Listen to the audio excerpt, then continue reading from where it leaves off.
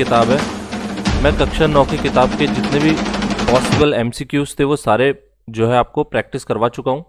तो मेरी 9th class वाली वीडियो आप देख सकते हैं मेरे चैनल पे जाके, तो आपको मिल जाएगी। ऑलरेडी उसको 2000 से ज़्यादा लोगों ने वॉच कर लिया है। ये जो बुक है वो कक्षा 10 की है। इससे पहले वाली थी वो कक्षा 9 की थी। ये उसी का सेकंड पार्ट है। ठीक है, तो हम सबसे पहले इसका सिलेबस देखेंगे और जो भी क्वेश्चन बन सकते हैं वो सारे प्रैक्टिस करेंगे। तो आप देख सकते हैं माध्यमिक शिक्षा बोर्ड राजस्थान का लोगो है और ये निःशुल्क वितरण के लिए बुक। इस बुक को भी मैं अपलोड कर दूंगा चैनल पे और मेरे टेलीग्राम पे, तो आप वहाँ से डाउनलोड कर लेना। ठीक है, ओके। सो यहाँ पे हम देख सकते हैं। अब इसका एक बार हम देख लेते हैं इसका सिलेबस क्या है। ठीक है, कंटेंट क्या है इसके अंदर। सो यहाँ पे आप देख सकते हैं पाठ्यक्रम यानी सिलेबस। तो सिलेबस में ये यूनिट्स में डिवाइडेड है। सबसे पहले तो पहली यूनिट में है एडवांस प्रोसेसिंग टूल्स, जिसमें आपका एमएस एक्सेल आएगा, वर्ड आएगा। ठीक है, इन सब चीज़ों के बारे में चर्चा की गई है। फिर आप यूनिट 2 में जब आओगे तो यूनिट 2 में आपको दिखेगा साइबर जो क्राइम्स होते हैं या जो ई कॉमर्स होता है, तो हिंदी में लिखा हुआ है साइबर अपराध और ई व्यापार, यानी cyber crime and e commerce. ठीक है, यूनिट 3 में एप्लीकेशन एंड सिस्टम सॉफ्टवेयर्स के बारे में। यूनिट 4 है, उसमें यूसेज ऑफ इंटरनेट। ठीक है, इंटरनेट के उपयोग के बारे में है।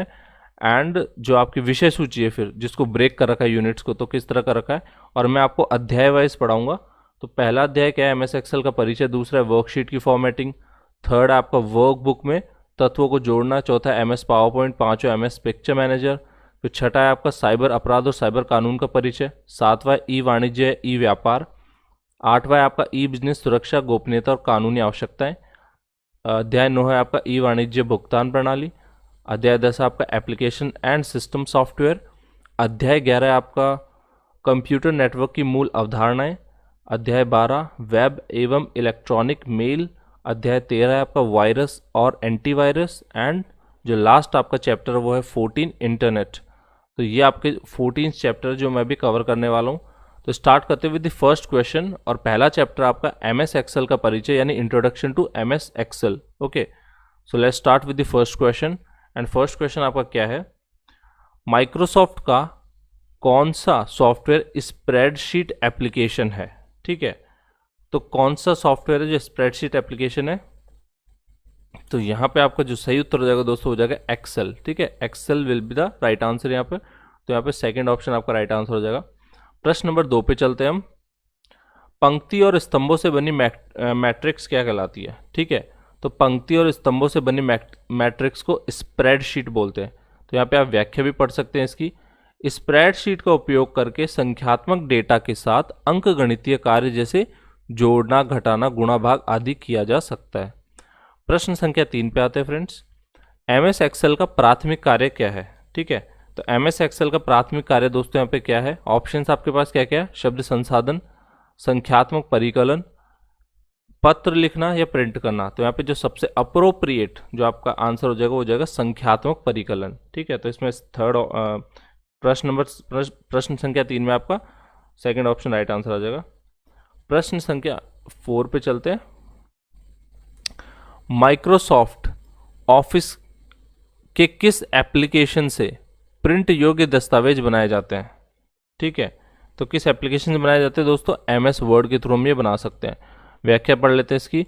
वर्ड से आसानी से पढ़े जा सकने वाले प्रिंट योग्य दस्तावेज तैयार किए जाते हैं। प्रश्न संख्या 5 पे आता है अब। एमएस ऑफिस के किस एप्लीकेशन में कस्टम समीकरण और सूत्र लिखे जा सकते हैं। तो दोस्तों ये एक्सेल में हम लिख सकते हैं। ठीक है, प्रश्न संख्या 6 पे आते हैं। एक साधारण एमएस एक्सेल फाइल को क्या कहा जाता है। बहुत ही अच्छा प्रश्न है फ्रेंड्स, कई बार पूछा गया है। तो जो एक साधारण एमएस एक्सेल फाइल है उसको हम वर्कबुक बोलते हैं। ठीक है, वापस इसको नोट कर लीजिए, एक साधारण एमएस एक्सेल फाइल को वर्कबुक बोलते हैं। ठीक है, और एक वर्कबुक के अंदर क्या क्या हो सकता है, वर्कशीट हो सकती है, चार्ट शीट हो सकती है, कई छोटे प्रोग्राम शामिल कर सकती है। ठीक है, वर्कबुक के अंदर ये चीजें हो सकती है, वर्कशीट, चार्ट शीट और कई छोटे प्रोग्राम। क्वेश्चन नंबर 7 पे चलते हैं फ्रेंड्स। प्रश्न संख्या 7 क्या बोल रहा है, एक्सेल वर्कशीट में पंक्ति रो किसके द्वारा निर्दिष्ट होती है। ठीक है, तो यहाँ पे हम रो को किसके द्वारा निर्दिष्ट कर सकते हैं, नंबर द्वारा, संख्या द्वारा करते हैं। ठीक है, यहाँ पे आप देख सकते हैं व्याख्या में, एक्सेल वर्कशीट में पंक्ति संख्याओं द्वारा तथा स्तंभ अक्षरों द्वारा। ठीक है, तो आप जो अगर लेटर्स के थ्रू किसको शो करेंगे, तो आप जो होंगे लेटर्स के थ्रू आप किसको शो करेंगे, आप कॉलम्स को शो करेंगे और रोज को शो करने के लिए आप नंबर्स यूज करेंगे। ठीक है, प्रश्न संख्या 8, एक्सेल वर्कशीट में सेल किसे कहा जाता है। ठीक है, तो एक्सेल वर्कशीट में सेल बोलते हैं दोस्तों हम जब रो और कॉलम एक जगह मिल जाते हैं ना, उसको हम सेल बोलते हैं। तो हिंदी में इसको क्या बोलेंगे, पंक्तियों स्तंभ के मिलान को। ठीक है, यानी combination of row and column, तो वहां पे एक सेल बन जाता है। अब हम आते हैं प्रश्न संख्या 9 पे, स्प्रेडशीट की प्रत्येक सेल का एड्रेस किससे मिलकर बनता है। ठीक है, तो स्प्रेडशीट की जो प्रत्येक सेल होती है उसका एड्रेस मिलकर बनता है दोस्तों स्तंभ अक्षर व पंक्ति संख्या से। ठीक है, स्तंभ अक्षर व पंक्ति संख्या से मिलकर बनता है। प्रश्न संख्या 10 पे आते हैं, डिफॉल्ट रूप से एक्सेल की प्रत्येक वर्कबुक में कितनी वर्कशीट होती है। ठीक है, तो डिफॉल्ट रूप से दोस्तों 3 वर्कशीट होती है। कौन कौन सी होती है, शीट 1, शीट 2 एंड शीट 3। ठीक है, प्रश्न संख्या 11 पे आते हैं, मौजूदा वर्कबुक को किस विकल्प से खोला जा सकता है। तो मौजूदा वर्कबुक को खोलने के लिए आपको Ctrl+O जो है टाइप करना होगा, तब ये ओपन हो जाएगी। प्रश्न संख्या 12, स्तंभ और पंक्ति शीर्षक के अक्षर और संख्याओं को क्या कहा जाता है। तो दोस्तों इसे हम लेबल कहते हैं। सेकंड ऑप्शन इसमें राइट आंसर हो जाएगा। प्रश्न संख्या 13 पे आते हैं, एक्सेल वर्कबुक की वर्कशीट का नाम कैसे बदला जा सकता है। ठीक है, तो इसका नाम हम कैसे चेंज कर सकते हैं, वर्कशीट पे नाम पर डबल क्लिक करके, ये भी सही ऑप्शन है। एंड सेकंड ऑप्शन आपका क्या है, वर्कशीट के नाम पर दायां क्लिक करके पॉपअप मेन्यू से रीनेम का चयन करें। दोनों ही सही, यानी उपरोक्त दोनों इसमें राइट आंसर हो जाएंगे। प्रश्न संख्या 14 पे आते हैं, एक्सेल वर्कशीट के नाम में अधिकतम कितने कैरेक्टर हो सकते हैं। तो एक्सेल वर्कशीट के नाम में दोस्तों अधिकतर 31 यानी 31 कैरेक्टर हो सकते हैं। प्रश्न संख्या 15 पे आते हैं, निम्न में से कौन सा कैरेक्टर वर्कशीट के नाम में शामिल नहीं कर सकते। तो वर्कशीट के नाम में दोस्तों क्या शामिल नहीं हो सकता, प्रश्न चिन्ह, वर्क कोष्ठक, कॉलन तीनों ही शामिल नहीं हो सकते, यानी उपरोक्त सभी इसमें राइट आंसर आ जाएगा। प्रश्न संख्या 16 पे आते हैं, एक वर्कबुक में संपूर्ण वर्कशीट को किसी अन्य स्थान पर किस विकल्प से ले जाते हैं। ठीक है, तो यहाँ पे हम होम टैब के फॉर्मेट विकल्प से इसको ले जा सकते हैं किसी अन्य स्थान पर। ठीक है, तो पहला ऑप्शन इसमें राइट आंसर आ जाएगा। अब हम आते हैं प्रश्न संख्या 17 पे। 17 क्या बोल रहा है, एक वर्कबुक में नई वर्कशीट कैसे जोड़ी जाती है। ठीक है, तो यहाँ पे नई वर्कशीट हम कैसे जोड़ सकते हैं, पहला है होम टैब के इंसर्ट विकल्प से, दूसरा है वर्कशीट टैब पर दायां क्लिक करके पॉपअप मेन्यू से इंसर्ट का चयन करके। उपरोक्त दोनों ही इसमें राइट आंसर है, तो 17 में आ जाएगा आपका थर्ड ऑप्शन राइट आंसर आ जाएगा। प्रश्न संख्या 18 पे आते हैं, अब एक वर्कबुक में से वर्कशीट को कैसे डिलीट करते हैं। ठीक है, तो अगर आपको डिलीट करना है तो क्या करना पड़ेगा, पहला ऑप्शन देखते हैं, वर्कशीट टैब पर दायां क्लिक करके पॉपअप मेन्यू से डिलीट का चयन करें, ये बिल्कुल सही है। दूसरा ऑप्शन देखते हैं, होम टैब के सेल ग्रुप के डिलीट विकल्प से, तो दोनों ही यहाँ पे सही है, तो यहाँ पे उपरोक्त दोनों राइट आंसर हो जाएंगे। प्रश्न संख्या 19, वर्कशीट टैब पर दायां क्लिक करने पर खुलने वाले पॉपअप मेन्यू में निम्न में से कौन से विकल्प होते हैं, इंसर्ट, डिलीट, रीनेम में उपरोक्त सभी। तो दोस्तों यहाँ पे उपरोक्त सभी राइट आंसर हो जाएगा, यानी तीनों ऑप्शन होते हैं इंसर्ट, डिलीट एंड रीनेम।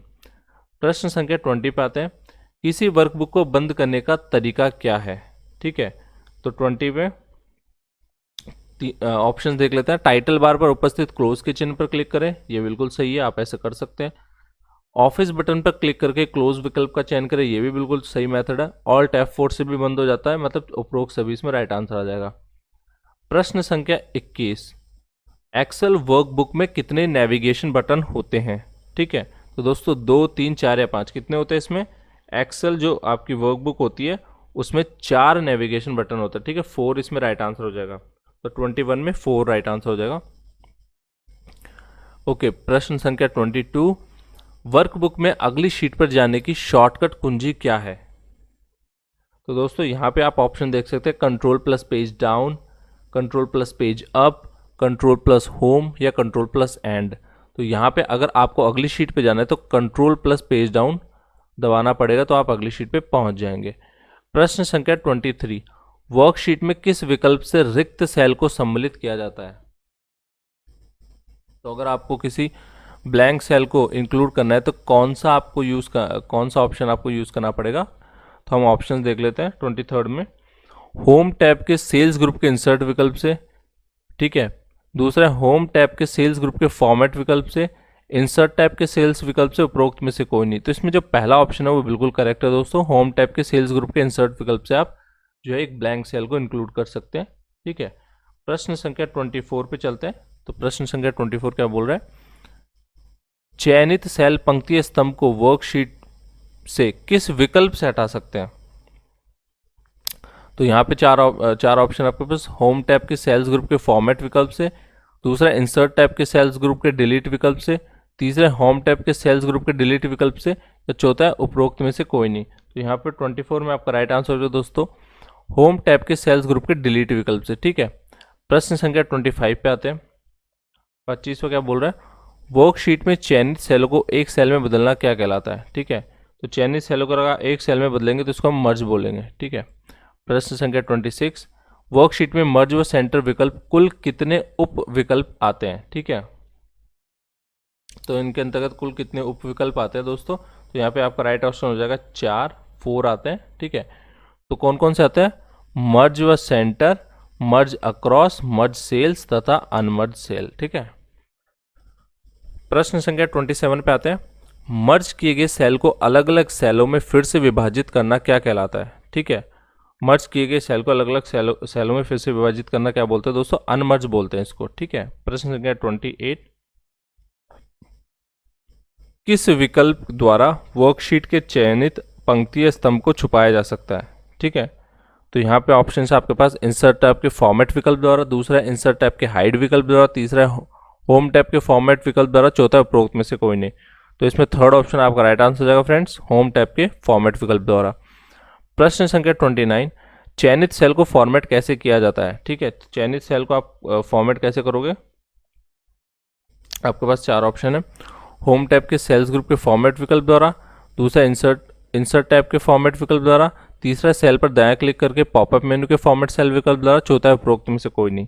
तो यहाँ पे आपका सही आंसर रहेगा दोस्तों थर्ड ऑप्शन जो आपका है, ठीक है, ये आपका राइट आंसर हो जाएगा, सेल पर दायां क्लिक करके पॉपअप मेनू के फॉर्मेट सेल्स विकल्प द्वारा, ठीक है। अब हम आते हैं प्रश्न संख्या 30 पे। तो 30वां क्या बोल रहा है?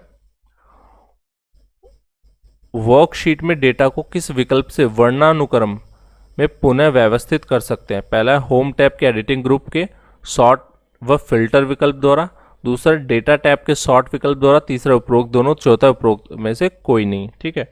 तो 30 में जो आपका राइट आंसर हो जाएगा फ्रेंड्स हो जाएगा उपरोक्त दोनों, यानी आपका फर्स्ट एंड सेकंड ऑप्शन दोनों इसमें करेक्ट है। प्रश्न संख्या 31 पर आते हैं, हेडर और फुटर का क्या उपयोग होता है? ठीक है, तो हेडर और फुटर का हमारा क्या उपयोग होता है देख लेते हैं। दस्तावेज की पहचान करके व्यवस्थित करना, दूसरा दस्तावेज की सुंदरता बढ़ाना, तीसरा दस्तावेज को पढ़ने में आसान बनाना, चौथा उपरोक्त में से कोई नहीं। तो यहाँ पे जो हेडर और फुटर है वो यहाँ पे दस्तावेज की पहचान करके व्यवस्थित करने के काम में आता है। तो फर्स्ट ऑप्शन 31 में आपका राइट आंसर हो जाएगा फ्रेंड्स, ठीक है। अब हम आते हैं प्रश्न संख्या 32, क्या बोल रही है? चयनित वर्कशीट में हेडर और फुटर किस विकल्प से जोड़ा जाता है? ठीक है, पहला ऑप्शन आपका होम टैब के सेल्स ग्रुप के हेडर फुटर विकल्प से, दूसरा है होम टैब के टेक्स्ट ग्रुप के हेडर व फुटर विकल्प से, third option is insert tab के टेक्स्ट ग्रुप के हेडर व फुटर विकल्प से, चौथा उपरोक्त में से कोई नहीं। तो यहाँ पे जो आपका राइट आंसर हो जाएगा दोस्तों वो हो जाएगा आपका थर्ड ऑप्शन, इंसर्ट टैब के टेक्स्ट ग्रुप के हेडर व फुटर विकल्प से। प्रश्न संख्या 33 पे आते हैं, वर्कशीट में निम्न में से किस पर हेडर और फुटर प्रदर्शित होते हैं? तो दोस्तों वर्कशीट में किस में प्रदर्शित होते हैं? पहला ऑप्शन देख लेते हैं साधारण व्यू, दूसरा पेज लेआउट व्यू, तीसरा प्रिंटेड पेज, चौथा विकल्प 2 या 3। तो इसमें जो आपका विकल्प 2 या 3 यानी पेज लेआउट व्यू व प्रिंटेड पेज, ये दोनों राइट आंसर है। तो यहाँ पे फोर्थ आपका सही ऑप्शन आ जाएगा। प्रश्न संख्या 34 क्या बोल रहा है? एक से अधिक वर्कशीट पर एक साथ हेडर्स या फुटर्स किस विकल्प से जोड़ा जा सकता है? तो यहाँ पे ऑप्शन देख लेते हैं, होम टैब के पेज सेटअप डायलॉग से, दूसरा है इंसर्ट टैब के पेज सेटअप डायलॉग से, तीसरा है पेज लेआउट टैब के पेज सेटअप डायलॉग से, चौथा है उपरोक्त में से कोई नहीं। तो यहाँ पे जो है आपका राइट ऑप्शन हो जाएगा आपका पेज लेआउट टैब के पेज सेटअप डायलॉग से। ठीक है, अब हम आते हैं प्रश्न संख्या 35 पे। 35 क्या बोलो, वर्कशीट में किस विकल्प से मार्जिन निश्चित कर सकते हैं। ठीक है, तो किस विकल्प से करते हैं, पहला है पेज सेटअप डायलॉग बॉक्स से, दूसरा है चार डायलॉग से, तीसरा उपरोक्त दोनों, चौथा है उपरोक्त दोनों में से कोई नहीं। तो दोस्तों यहाँ पे जो आपका राइट आंसर हो जाएगा first option page setup dialog box से। प्रश्न संख्या 36, एक्सेल फाइल में प्रिंट करने का निम्न में से विकल्प है। ठीक है, तो कौन कौन सा है, पहला ऑप्शन क्या है, एक वर्कशीट को आंशिक प्रिंट कर सकते हैं, दूसरा है संपूर्ण वर्कशीट को प्रिंट कर सकते हैं, थर्ड है संपूर्ण वर्कबुक को प्रिंट कर सकते हैं, चौथा है उपरोक्त सभी। ठीक है, तो यहाँ पे आपको तीनों ऑप्शन सही है, मतलब उपरोक्त सभी राइट आंसर आ जाएगा। प्रश्न संख्या 37 पे आते हैं। तो 37 क्या बोल रही है, किस विकल्प द्वारा वर्कशीट में चयनित सेलों को प्रिंट एरिया के रूप में परिभाषित कर सकते हैं। ठीक है, तो इसमें जो आपका राइट आंसर होगा दोस्तों वो हो जाएगा आपका third option page layout tab के पेज सेटअप ग्रुप के प्रिंट एरिया विकल्प से। ठीक है, प्रश्न संख्या 38 पे आते हैं। 38 में क्या पूछ रहा है, वर्कशीट में प्रिंट डायलॉग बॉक्स के कितने अनुभाग होते हैं। ठीक है, तो इसमें आपके दोस्तों 4 अनुभाग होते हैं, कौन कौन से देख लेते हैं, प्रिंटर है, प्रिंट रेंज है, प्रिंट वॉट है और फिर कॉपीज होते हैं। ठीक है, प्रश्न संख्या 39 पे आते हैं, वर्कशीट की सेल में लिया गया डेटा कहाँ दिखाई देता है। ठीक है, तो दोस्तों ये आपका फॉर्मूला बार में दिखाई देता है, थर्ड ऑप्शन इसमें राइट आंसर हो जाएगा। प्रश्न संख्या 40 पे आते हैं, वर्कशीट की सेल में डेटा लिखने के बाद एंटर कुंजी दबाने पर कर्सर कौन सी सेल में आएगा। दोस्तों तो कर्सर यहाँ पर आपका नीचे वाली सेल में आ जाएगा, तो सेकंड ऑप्शन इसमें राइट आंसर हो जाएगा। प्रश्न संख्या 41, वर्कशीट की किसी सेल में डेटा लिखने के बाद टैब कुंजी दबाने पर कर्सर कौन सी सेल में जाएगा। दोस्तों तो टैब कुंजी दबाने पर फोर्थ वाला ऑप्शन आपका सही है, दाएं वाली सेल में इसमें चला जाएगा। ठीक है, प्रश्न संख्या 42, यदि किसी सेल में कोई फॉर्मूला प्रविष्ट किया जाए तो वह क्या प्रदर्शित होता है। ठीक है, तो किसी सेल में फॉर्मूला प्रविष्ट किया जाए, एंटर किया जाए फॉर्मूला, तो क्या प्रदर्शित होता है दोस्तों, परिणाम प्रदर्शित होता है। ठीक है, सेकंड ऑप्शन इसमें राइट आंसर आ जाएगा। अब हम आते हैं प्रश्न संख्या 43 पे। तो 43 क्या है, एक्सेल टेक्स्ट डेटा को सेल में किस ओर संरेखित करता है।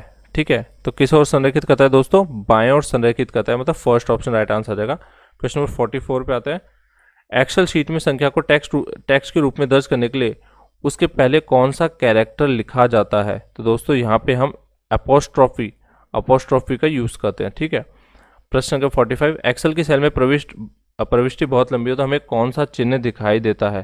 तो दोस्तों यहाँ पे हमें हैश चिन्ह दिखाई देता है। ठीक है, प्रश्न नंबर 46, चयनित सभी सेलों में एक समान टेक्स्ट कैसे दर्ज किया जाता है। ठीक है, तो यहाँ पे 4 ऑप्शन है, टेक्स्ट लिखकर एंटर दबाएं, दूसरा टेक्स्ट लिखकर कंट्रोल प्लस एंटर दबाएं, तीसरा टेक्स्ट लिखकर शिफ्ट प्लस एंटर, चौथा है विकल्प 2 या 3 सही है।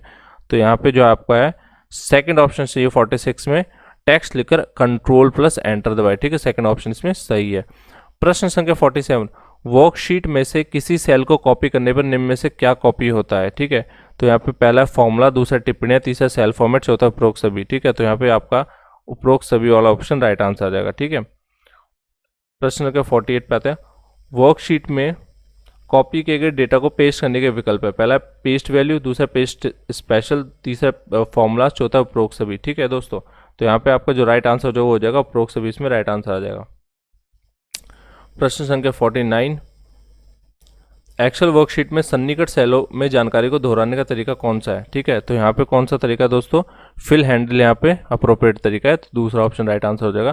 क्वेश्चन 50वां प्रश्न देखते हैं, किसी सेल में संडे लिखकर फिल हैंड का उपयोग करने पर सन्निकट सेल में क्या दर्ज होगा। दोस्तों तो यहाँ पे सन्निकट सेल में क्या दर्ज होगा दोस्तों, मंडे दर्ज हो जाएगा। ठीक है, अब हम आते हैं प्रश्न संख्या 51 पे, एक्सेल वर्कशीट में डेटा का संपादन एडिट कैसे किया जा सकता है। दोस्तों तो यहाँ पे पहला सेल का चयन करके F2 दबाएं तथा बैकस्पेस कुंजी से गलत डेटा मिटाएं तथा सही डेटा टाइप करें, दूसरा सेल का चयन करके सही डेटा टाइप करें, तीसरा सेल का चयन करके डिलीट कुंजी दबाएं तथा सही डेटा टाइप करें।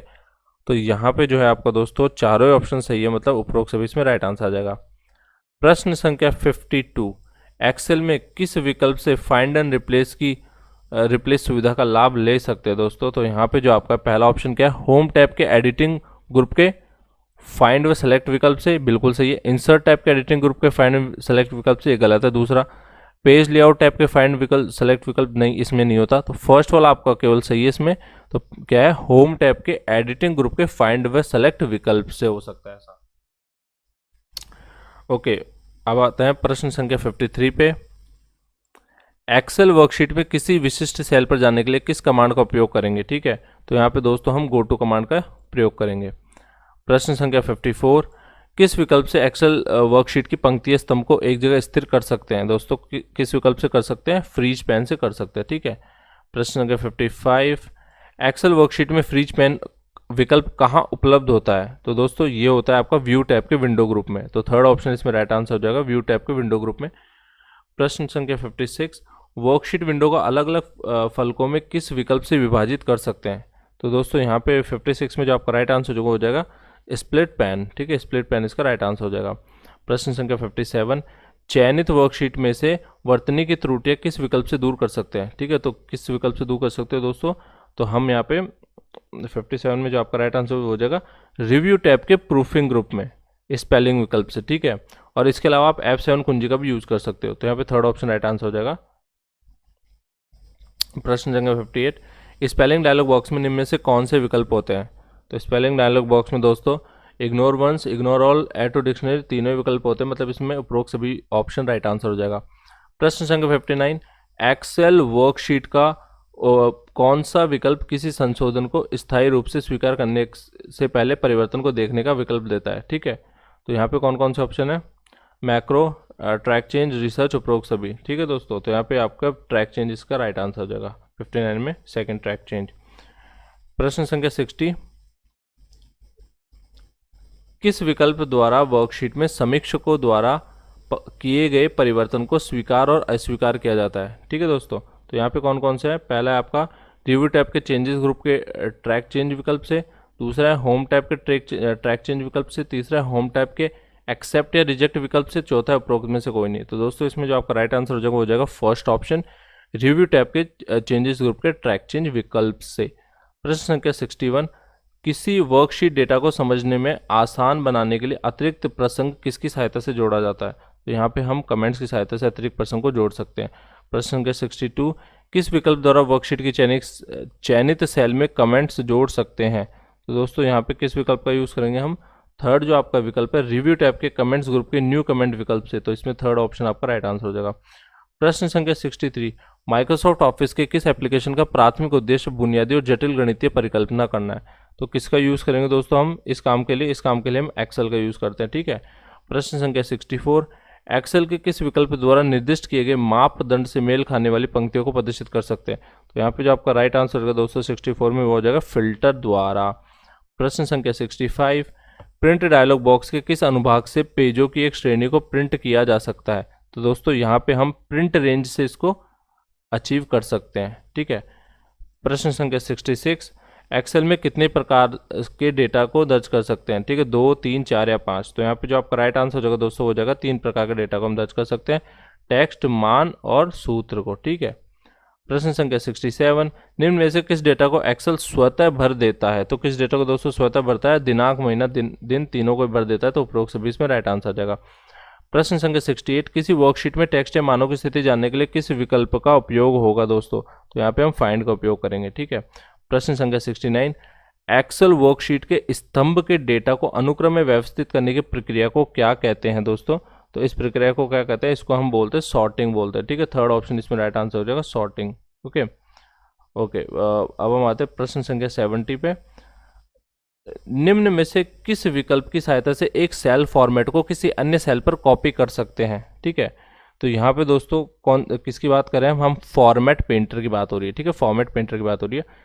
एक्सेल की वर्कशीट के सभी सूत्रों के पहले कौन सा प्रतीक लगता है दोस्तों? तो हम इक्वल से शुरू करते हैं हमेशा। ठीक है, फर्स्ट ऑप्शन राइट आंसर आ जाएगा। प्रश्न संख्या 72, नेविगेशन बटन एक्सेल वर्कबुक के किस कोने में होता है? तो दोस्तों नेविगेशन बटन कहाँ पे होता है? बाएं नीचे की तरफ, बाएं स्थान पर होता है। ठीक है, प्रश्न संख्या 73, गो टू डायलॉग बॉक्स प्रदर्शित करने की शॉर्टकट कुंजी क्या है? तो गो टू दोस्तों हम कैसे प्रदर्शित कर सकते हैं? F5 के द्वारा हम गो टू प्रदर्शित कर सकते हैं। और F7 किसके काम आता है दोस्तों? स्पेलिंग चेक के काम आता है, ग्रामर चेक, स्पेलिंग चेक, इसके लिए F7 काम आता है। तो अब हम आते हैं ये आपका पहला चैप्टर खत्म हो गया एक्सेल वाला। अब हम आते हैं वर्कशीट की फॉर्मेटिंग। ठीक है, वर्कशीट की फॉर्मेटिंग पे आते हैं। इसका पहला प्रश्न आपको दिख रहा है स्क्रीन पे, और स्टार्ट करते हैं फर्स्ट प्रश्न, पहले प्रश्न से। एक्सेल की वर्कशीट की सेलों की साइज किस विकल्प से बदल सकते हैं? ठीक है दोस्तों, हम सेल फॉर्मेट से इनकी साइज बदल सकते हैं। प्रश्न संख्या 2, एक्सेल वर्कशीट में टाइप फेस को बदलने के लिए किस विकल्प का प्रयोग कर सकते हैं? तो दोस्तों टाइप फेस को अगर आपको बदलना है तो फॉन्ट फॉर्मेट को आपको चेंज करना पड़ेगा। ठीक है, ओके। प्रश्न संख्या 3, एक्सेल 2007 में फॉर्मेटिंग टूल्स कितने स्थान पर उपलब्ध होते हैं? ठीक है, तो एक्सेल 2007 में अगर हम बात करें तो फॉर्मेटिंग जो टूल्स होते हैं दोस्तों वो 3 स्थानों पर उपलब्ध होते हैं। ठीक है, प्रश्न संख्या 4, एक्सेल वर्कशीट में निम्न में से फॉर्मेटिंग के कौन से विकल्प होम टैब पर उपलब्ध होते हैं? दोस्तों कौन कौन से होते हैं? तो यहाँ पे आपके font group, number group, alignment group तीनों उपलब्ध होते हैं, तो मतलब उपरोक्त सभी इसमें राइट आंसर आ जाएगा। प्रश्न संख्या 5, एक्सेल वर्कशीट के होम टैब के किस ग्रुप से दिनांक की फॉर्मेटिंग की जा सकती है? दोस्तों तो किससे हम कर सकते हैं दिनांक की फॉर्मेटिंग? नंबर ग्रुप से कर सकते थे। यहाँ पे फोर्थ ऑप्शन आपका राइट आंसर आ जाएगा। प्रश्न संख्या 6 पे आते हैं, एक्सेल वर्कशीट में किस शॉर्टकट कमांड से format cell dialog box launch कर सकते हैं? दोस्तों तो यहाँ पे हम किसका यूज करेंगे? तो यहाँ पे हम यूज करेंगे Ctrl+I का। ओके, सॉरी Ctrl+1 है, ये आई नहीं है, Ctrl+1 है।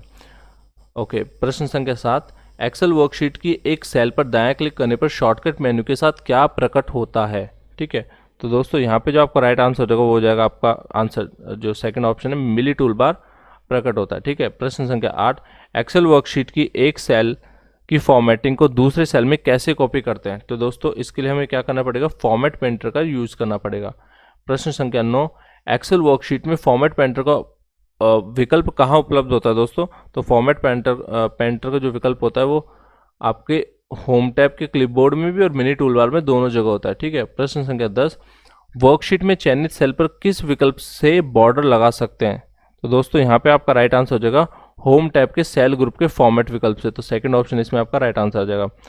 प्रश्न संख्या 11 पे आते हैं, वर्कशीट में होम टैब के फोन्ट्स के किस विकल्प फोन्ट्स ग्रुप के किस विकल्प से बॉर्डर लगा सकते हैं? तो दोस्तों यहाँ पे आपका राइट आंसर हो जाएगा बॉर्डर विकल्प से। ठीक है, और बॉर्डर विकल्प कितने प्रकार के, बॉर्डर के कितने प्रकार होते हैं? All borders, outside borders, thick box border, ये सब इसके बॉर्डर विकल्प के टाइप हैं। ठीक है, हम आते हैं प्रश्न संख्या 12 पे, चयनित पंक्ति या पंक्तियों की ऊंचाई को किस विकल्प से बदल सकते हैं? दोस्तों तो यहाँ पे हमें किसका यूज करना पड़ेगा?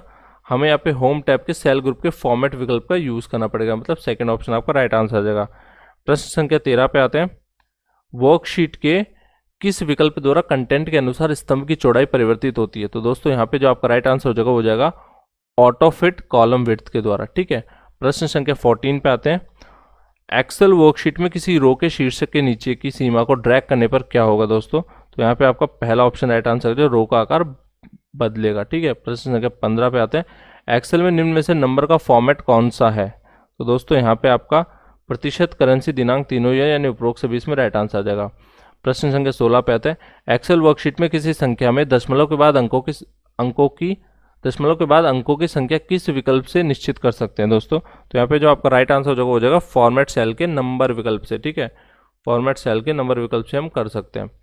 ओके, प्रश्न संख्या 17 पे आते हैं, एक्सेल वर्कशीट के फॉर्मेट सेल डायलॉग बॉक्स के किस विकल्प से नया नंबर फॉर्मेट बना सकते हैं? दोस्तों इसमें जो आपका राइट आंसर हो जाएगा फॉर्मेट सेल के नंबर विकल्प के कस्टम उप विकल्प से। ठीक है, प्रश्न संख्या 18 पे आते हैं, एक्सेल वर्कशीट में सेल अलाइनमेंट कैसे कर सकते हैं? तो दोस्तों सेल अलाइनमेंट करने के लिए हमें क्षैतिज और ऊर्ध्वाधर दोनों के थ्रू हम कर सकते हैं इसको, तो थर्ड ऑप्शन इसमें राइट आंसर हो जाएगा। प्रश्न संख्या 19 पे आता है, वर्कशीट में कंटेंट को किसी भी डिग्री में कैसे व्यवस्थित किया जा सकता है? ठीक है, तो इसमें जो आपका राइट आंसर है दोस्तों हो जाएगा अलाइनमेंट के अनुभाग ओरिएंटेशन से, यानी सेकंड ऑप्शन आपका राइट आंसर आ जाएगा। प्रश्न संख्या 20, वर्कशीट में एक साथ कई फॉर्मेट लागू करने के लिए किसका उपयोग कर सकते हैं? तो यहाँ पे जो आपका राइट आंसर हो जाएगा दोस्तों हो जाएगा वो सेल स्टाइल का हम यूज करते हैं। ठीक है, अब हम आते हैं प्रश्न संख्या 21 पे, निम्न में से किस विकल्प द्वारा वर्कशीट में सेल स्टाइल को लागू कर सकते हैं? तो दोस्तों किस विकल्प द्वारा कर सकते हैं? होम टैब के सेल स्टाइल विकल्प से। ठीक है, होम टैब के सेल स्टाइल विकल्प से कर सकते हैं। प्रश्न संख्या 22, एक्सेल में नई सेल स्टाइल किस विकल्प से बना सकते हैं, ठीक है। तो नई नई सेल स्टाइल किस विकल्प से बना सकते हैं, होम टैब के सेल स्टाइल विकल्प के उप विकल्प न्यू सेल स्टाइल से, ठीक है। तो सेकंड ऑप्शन इसमें राइट आंसर आ जाएगा। ओके, प्रश्न संख्या 23, निश्चित मापदंड को पूरा करने वाली सेलों की फॉर्मेटिंग क्या कहलाती है। तो दोस्तों इसको हम बोलते हैं कंडीशनल फॉर्मेटिंग, ठीक है, कंडीशनल फॉर्मेटिंग बोलते हैं। प्रश्न संख्या 24, निम्न में से वर्कशीट के किस विकल्प द्वारा कंडीशनल फॉर्मेटिंग लागू की जा सकती है, ठीक है। तो यहाँ पे जो आपको फर्स्ट ऑप्शन है वो राइट आंसर आ जाएगा इसका, होम टैब के स्टाइल ग्रुप के कंडीशनल फॉर्मेट विकल्प से। प्रश्न संख्या 25 क्या है, एक्सेल वर्कशीट के डेटा को प्रभावी ढंग से प्रदर्शित करने के लिए किसका उपयोग किया जाता है। तो दोस्तों यहाँ पे हम फॉर्मेटिंग का यूज़ करते हैं, ठीक है, फॉर्मेटिंग का यूज़ करते हैं। प्रश्न संख्या 26, एक्सेल वर्कशीट में फॉन्ट स्टाइल के कितने प्रकार होते हैं। तो दोस्तों फॉन्ट स्टाइल के कितने प्रकार होते हैं, 4 प्रकार होते हैं। कौन कौन से होते हैं, रेगुलर होते हैं, बोल्ड, इटैलिक और बोल्ड इटैलिक, ठीक है। प्रश्न संख्या 27, कंटेंट लिखे हुए तथा चयनित कॉलम के शीर्षक की दाईं सीमा पर डबल क्लिक करने से क्या होगा, ठीक है।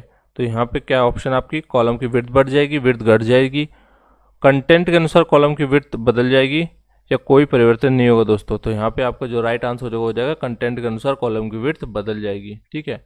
अब हम आते हैं प्रश्न संख्या 28 पे। तो 28 क्या बोल रहा है, किसी एक्सेल शीट पर सक्रिय सेल किसके द्वारा दर्शाई जाती है, ठीक है। तो दोस्तों सक्रिय सेल दर्शाई जाती है डार्क वाइट बॉर्डर द्वारा, ठीक है। प्रश्न संख्या 29, सेल फॉर्मेट डायलॉग बॉक्स में कौन सा टैब उपलब्ध नहीं होता, ठीक है। तो कौन सा उपलब्ध नहीं होता दोस्तों, मार्जिन यहाँ पर उपलब्ध नहीं होता, ठीक है। तो यहाँ पे फोर्थ ऑप्शन आपका राइट आंसर हो जाएगा। प्रश्न संख्या 30, एक्सेल वर्कशीट में गो टू कमांड की शॉर्टकट कुंजी क्या है। तो दोस्तों गो टू कमांड की शॉर्टकट कुंजी क्या है, यहाँ पे Ctrl+G गो टू की शॉर्टकट कुंजी होती है। ये आपके 2 चैप्टर खत्म हो चुके हैं, हम थर्ड चैप्टर पे आ चुके हैं। थर्ड चैप्टर का नाम क्या है दोस्तों, वर्कबुक में तत्वों को जोड़ना, ठीक है। ये यूनिट फर्स्ट ही चल रही है अभी, तो वर्कबुक में तत्वों को जोड़ना। तो पहला प्रश्न हम देख सकते हैं यहाँ पे, एक्सेल वर्कशीट में किस विकल्प द्वारा ग्राफिक जोड़ सकते हैं, ठीक है। तो किस विकल्प द्वारा जोड़ सकते हैं दोस्तों, तो यहाँ पे इंसर्ट टैब के पिक्चर विकल्प से। तो फर्स्ट ऑप्शन इसमें राइट आंसर आ जाएगा। प्रश्न संख्या 2, निम्न में से किसकी सहायता से एक्सेल वर्कशीट में जोड़ी गई पिक्चर को संशोधित कर सकते हैं, ठीक है। तो हम किसकी सहायता से कर सकते हैं, होम टैब के सेल फॉर्मेट द्वारा, ठीक है, होम टैब के सेल फॉर्मेट द्वारा हम ये कर सकते हैं। प्रश्न संख्या 3, एक्सेल शीट में पिक्चर टूल्स फॉर्मेट टैब कितने समूह में विभाजित होता है। तो दोस्तों ये कितने में विभाजित होता है, 4 समूह में विभाजित होता है। कौन कौन सा होता है, एडजस्ट होता है, पिक्चर स्टाइल होता है, अरेंज और साइज, ठीक है। प्रश्न संख्या 4, एक्सेल शीट में पिक्चर की brightness picture tool format tab के किस समूह से बदल सकते हैं। तो दोस्तों ये किस समूह से बदल सकते हैं, एडजस्ट ग्रुप से बदल सकते हैं। प्रश्न संख्या 5 पे आते हैं। 5 क्या बोल रहा है, एक्सेल शीट में पिक्चर के अभिविन्यास को संशोधित करने के लिए पिक्चर टूल्स फॉर्मेट टैब के किस समूह का प्रयोग किया जाता है। तो पहला है एडजस्ट ग्रुप, दूसरा पिक्चर स्टाइल ग्रुप, तीसरा अरेंज ग्रुप और चौथा है साइज ग्रुप। तो दोस्तों यहाँ पे जो आपका राइट आंसर हो जाएगा वो हो जाएगा पिक्चर स्टाइल ग्रुप, यानी सेकंड ऑप्शन राइट आंसर हो जाएगा। प्रश्न संख्या 6 में क्या पूछ रहा है, एक्सेल वर्कशीट में दर्ज डेटा को किस विकल्प से ग्राफ में बदल सकते हैं। तो दोस्तों आप ग्राफ में कैसे बदल सकते हो, चार्ट की सहायता से आप ग्राफ में बदल सकते हो। प्रश्न संख्या 7, निम्न में से एक्सेल चार्ट का घटक कौन सा है, ठीक है। तो एक्सेल चार्ट का घटक कौन सा है दोस्तों, chart area, plot area, chart style, उपरोक्त सभी। तो इसमें उपरोक्त सभी आपका राइट आंसर आ जाएगा, ठीक है, फोर्थ ऑप्शन आपका राइट आंसर आ जाएगा। प्रश्न संख्या 8, एक्सेल चार्ट का वह एरिया जिसमें चार्ट व अन्य घटक होते हैं क्या कहलाता है दोस्तों। तो इसको हम चार्ट एरिया बोलते हैं, ठीक है। प्रश्न संख्या 9, एक्सेल के किस विकल्प से चयनित डेटा का चार्ट बना सकते हैं। तो पहला है होम टैब के चार्ट ग्रुप में से 4 प्रकार का चयन करके, दूसरा इंसर्ट टैब के चार्ट ग्रुप में से 4 प्रकार का चयन करके, तीसरा लेआउट टैब के चार्ट ग्रुप में से चार्ट कर्सर का चयन करके, चौथा उपरोक्त में से कोई नहीं। दोस्तों यहाँ पे आपका सेकंड ऑप्शन राइट आंसर आ जाएगा, इंसर्ट टैब के चार्ट ग्रुप में से 4 प्रकार का चयन करके। प्रश्न संख्या 10 पे आता है, निम्न में से कौन सा एक्सेल चार्ट का प्रकार है। तो एक्सेल चार्ट का प्रकार कौन सा है दोस्तों, कॉलम, लाइन, पाई या उपरोक्त सभी। तो दोस्तों इसमें तीनों ही है, मतलब उपरोक्त सभी राइट आंसर आ जाएगा। प्रश्न संख्या 11, अनुलंब पट्टियों का उपयोग करके एक्सेल शीट में विभिन्न श्रेणियों के मानों की तुलना करने के लिए किस चार्ट का उपयोग किया जाता है? तो दोस्तों यहाँ पे कॉलम, पाई, लाइन या बार, कौन से चार्ट का उपयोग होता है? तो यहाँ पे कॉलम चार्ट का यूज होता है। ठीक है, प्रश्न संख्या 12 पे आते हैं। एक्सेल शीट का कौन सा चार्ट डेटा की एक श्रृंखला को वृत्त के भाग के रूप में सापेक्षिक योगदान को दर्शाता है? तो पहला ऑप्शन है लाइन, दूसरा है पाई, तीसरा है बार, चौथा है एरिया चार्ट। तो बताइए कौन सा चार्ट है? तो यहाँ पे 12th में जो आपका राइट आंसर जो हो जाएगा पाई चार्ट। ठीक है, सेकंड ऑप्शन इसमें राइट आंसर हो जाएगा। प्रश्न संख्या 13, एक्सेल शीट के चार्ट टूल में कितने कॉन्टेक्स्ट टैब होते हैं? ठीक है, तो कितने कॉन्टेक्स्ट टैब होते हैं दोस्तों? तो यहाँ पे आपका राइट आंसर हो जाएगा 3 कॉन्टेक्स्ट टैब होते हैं। ठीक है, कौन कौन से होते हैं? डिजाइन, लेआउट और फॉर्मेट। प्रश्न संख्या 14, एक्सेल चार्ट के शेप को संशोधित करने के लिए किस टैब का उपयोग किया जाता है? तो किसका उपयोग करते हैं दोस्तों? डिजाइन टैब का यूज करते हैं। प्रश्न संख्या 15, एक्सेल चार्ट से संबंधित सभी प्रकार के घटकों को जोड़ने के लिए चार्ट टूल के किस टैब का उपयोग किया जाता है? तो दोस्तों किस टैब का यूज करते हैं? पहला डिजाइन टैब, दूसरा लेआउट टैब, तीसरा फॉर्मेट टैब और चौथा उपरोक्त सभी। तो यहाँ पे जो आपका लेआउट टैब है वो राइट आंसर आ जाएगा। ठीक है, प्रश्न संख्या 16 पे आते हैं। एक्सेल शीट में चयनित चार्ट को टाइटल कैसे दिया जाता है? तो कैसे देते हैं दोस्त? यहाँ पे देते हैं चार्ट टूल के लेआउट टैब के चार्ट स्टाइल विकल्प से। ठीक है, तो यहाँ पे हम इस तरह इसको टाइटल दे सकते हैं। प्रश्न संख्या 17, एक्सेल शीट के चार्ट में संशोधन कैसे कर सकते हैं? तो पहला है चार्ट कॉन्टेक्स्ट टैब का उपयोग करके, दूसरा चार्ट के किसी घटक से, तीसरा उपरोक्त से भी, चौथा उपरोक्त में से कोई नहीं। तो यहाँ पे आपका थर्ड ऑप्शन यानी उपरोक्त दोनों आएंगे। प्रश्न संख्या 18 पे आते हैं। एक्सेल शीट में चार्ट के प्रकार को कैसे बदला जाता है? ठीक है, तो चार्ट के प्रकार को कैसे बदल सकते हैं? फर्स्ट ऑप्शन इसमें राइट आंसर हो जाएगा चार्ट टूल के डिजाइन टैब के चार्ट टाइप विकल्प से। प्रश्न संख्या 19, एक्सेल चार्ट का चयन करके उसे एक तरफ खींचने पर क्या होगा? तो दोस्तों स्थान परिवर्तित होगा। ओके, प्रश्न संख्या 20, एक्सेल वर्कबुक में चार्ट को भिन्न वर्कशीट में कैसे ले जा सकते हैं? तो ठीक है, तो चार्ट पर दायां क्लिक करके मूव चार्ट विकल्प द्वारा इसे हम कर सकते हैं।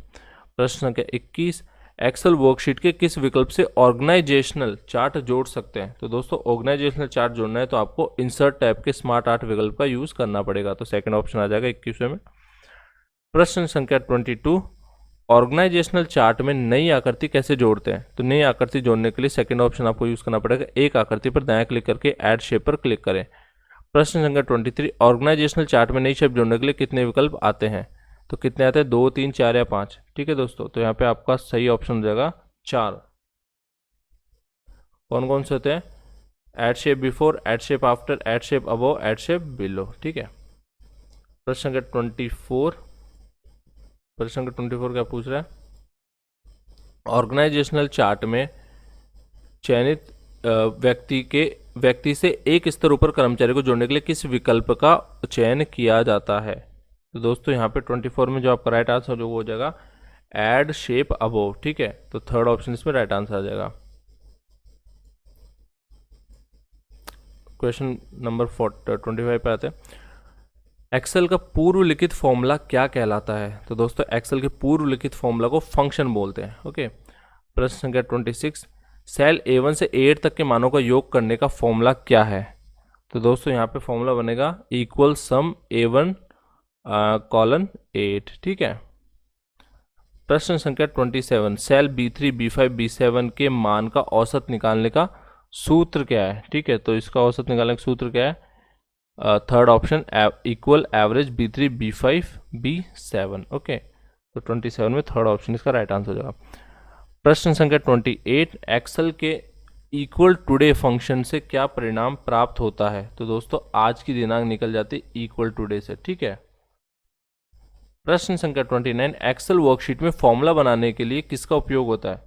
तो फॉर्मूला बनाने के लिए दोस्तों गणितीय ऑपरेटर्स का प्रयोग होता है। ठीक है, प्रश्न संख्या 30, एक्सेल शीट में 10 व 15 को जोड़ने पर का फॉर्मूला कैसे लिखा जाता है? तो 10 और 15 को जोड़ने का फॉर्मूला इक्वल 10 प्लस 15 भी सही है और इक्वल सम 10 15 भी सही है, मतलब उपरोक्त दोनों इसमें राइट आंसर हो जाएंगे। प्रश्न संख्या 31, एक्सेल वर्कशीट में गुणा करने के लिए किस चिन्ह का उपयोग किया जाता है? तो गुणा करने के लिए दोस्तों हम इस चिन्ह का उपयोग करते हैं। ठीक है, 32, एक्सेल के प्रत्येक फंक्शन के विशिष्ट क्रम को क्या कहा जाता है? तो दोस्तों इसको हम बोलते हैं सिंटैक्स। ठीक है, सिंटैक्स बोलते हैं। प्रश्न संख्या 33, निम्न में से एक्सेल फंक्शन का आर्गुमेंट क्या हो सकता है?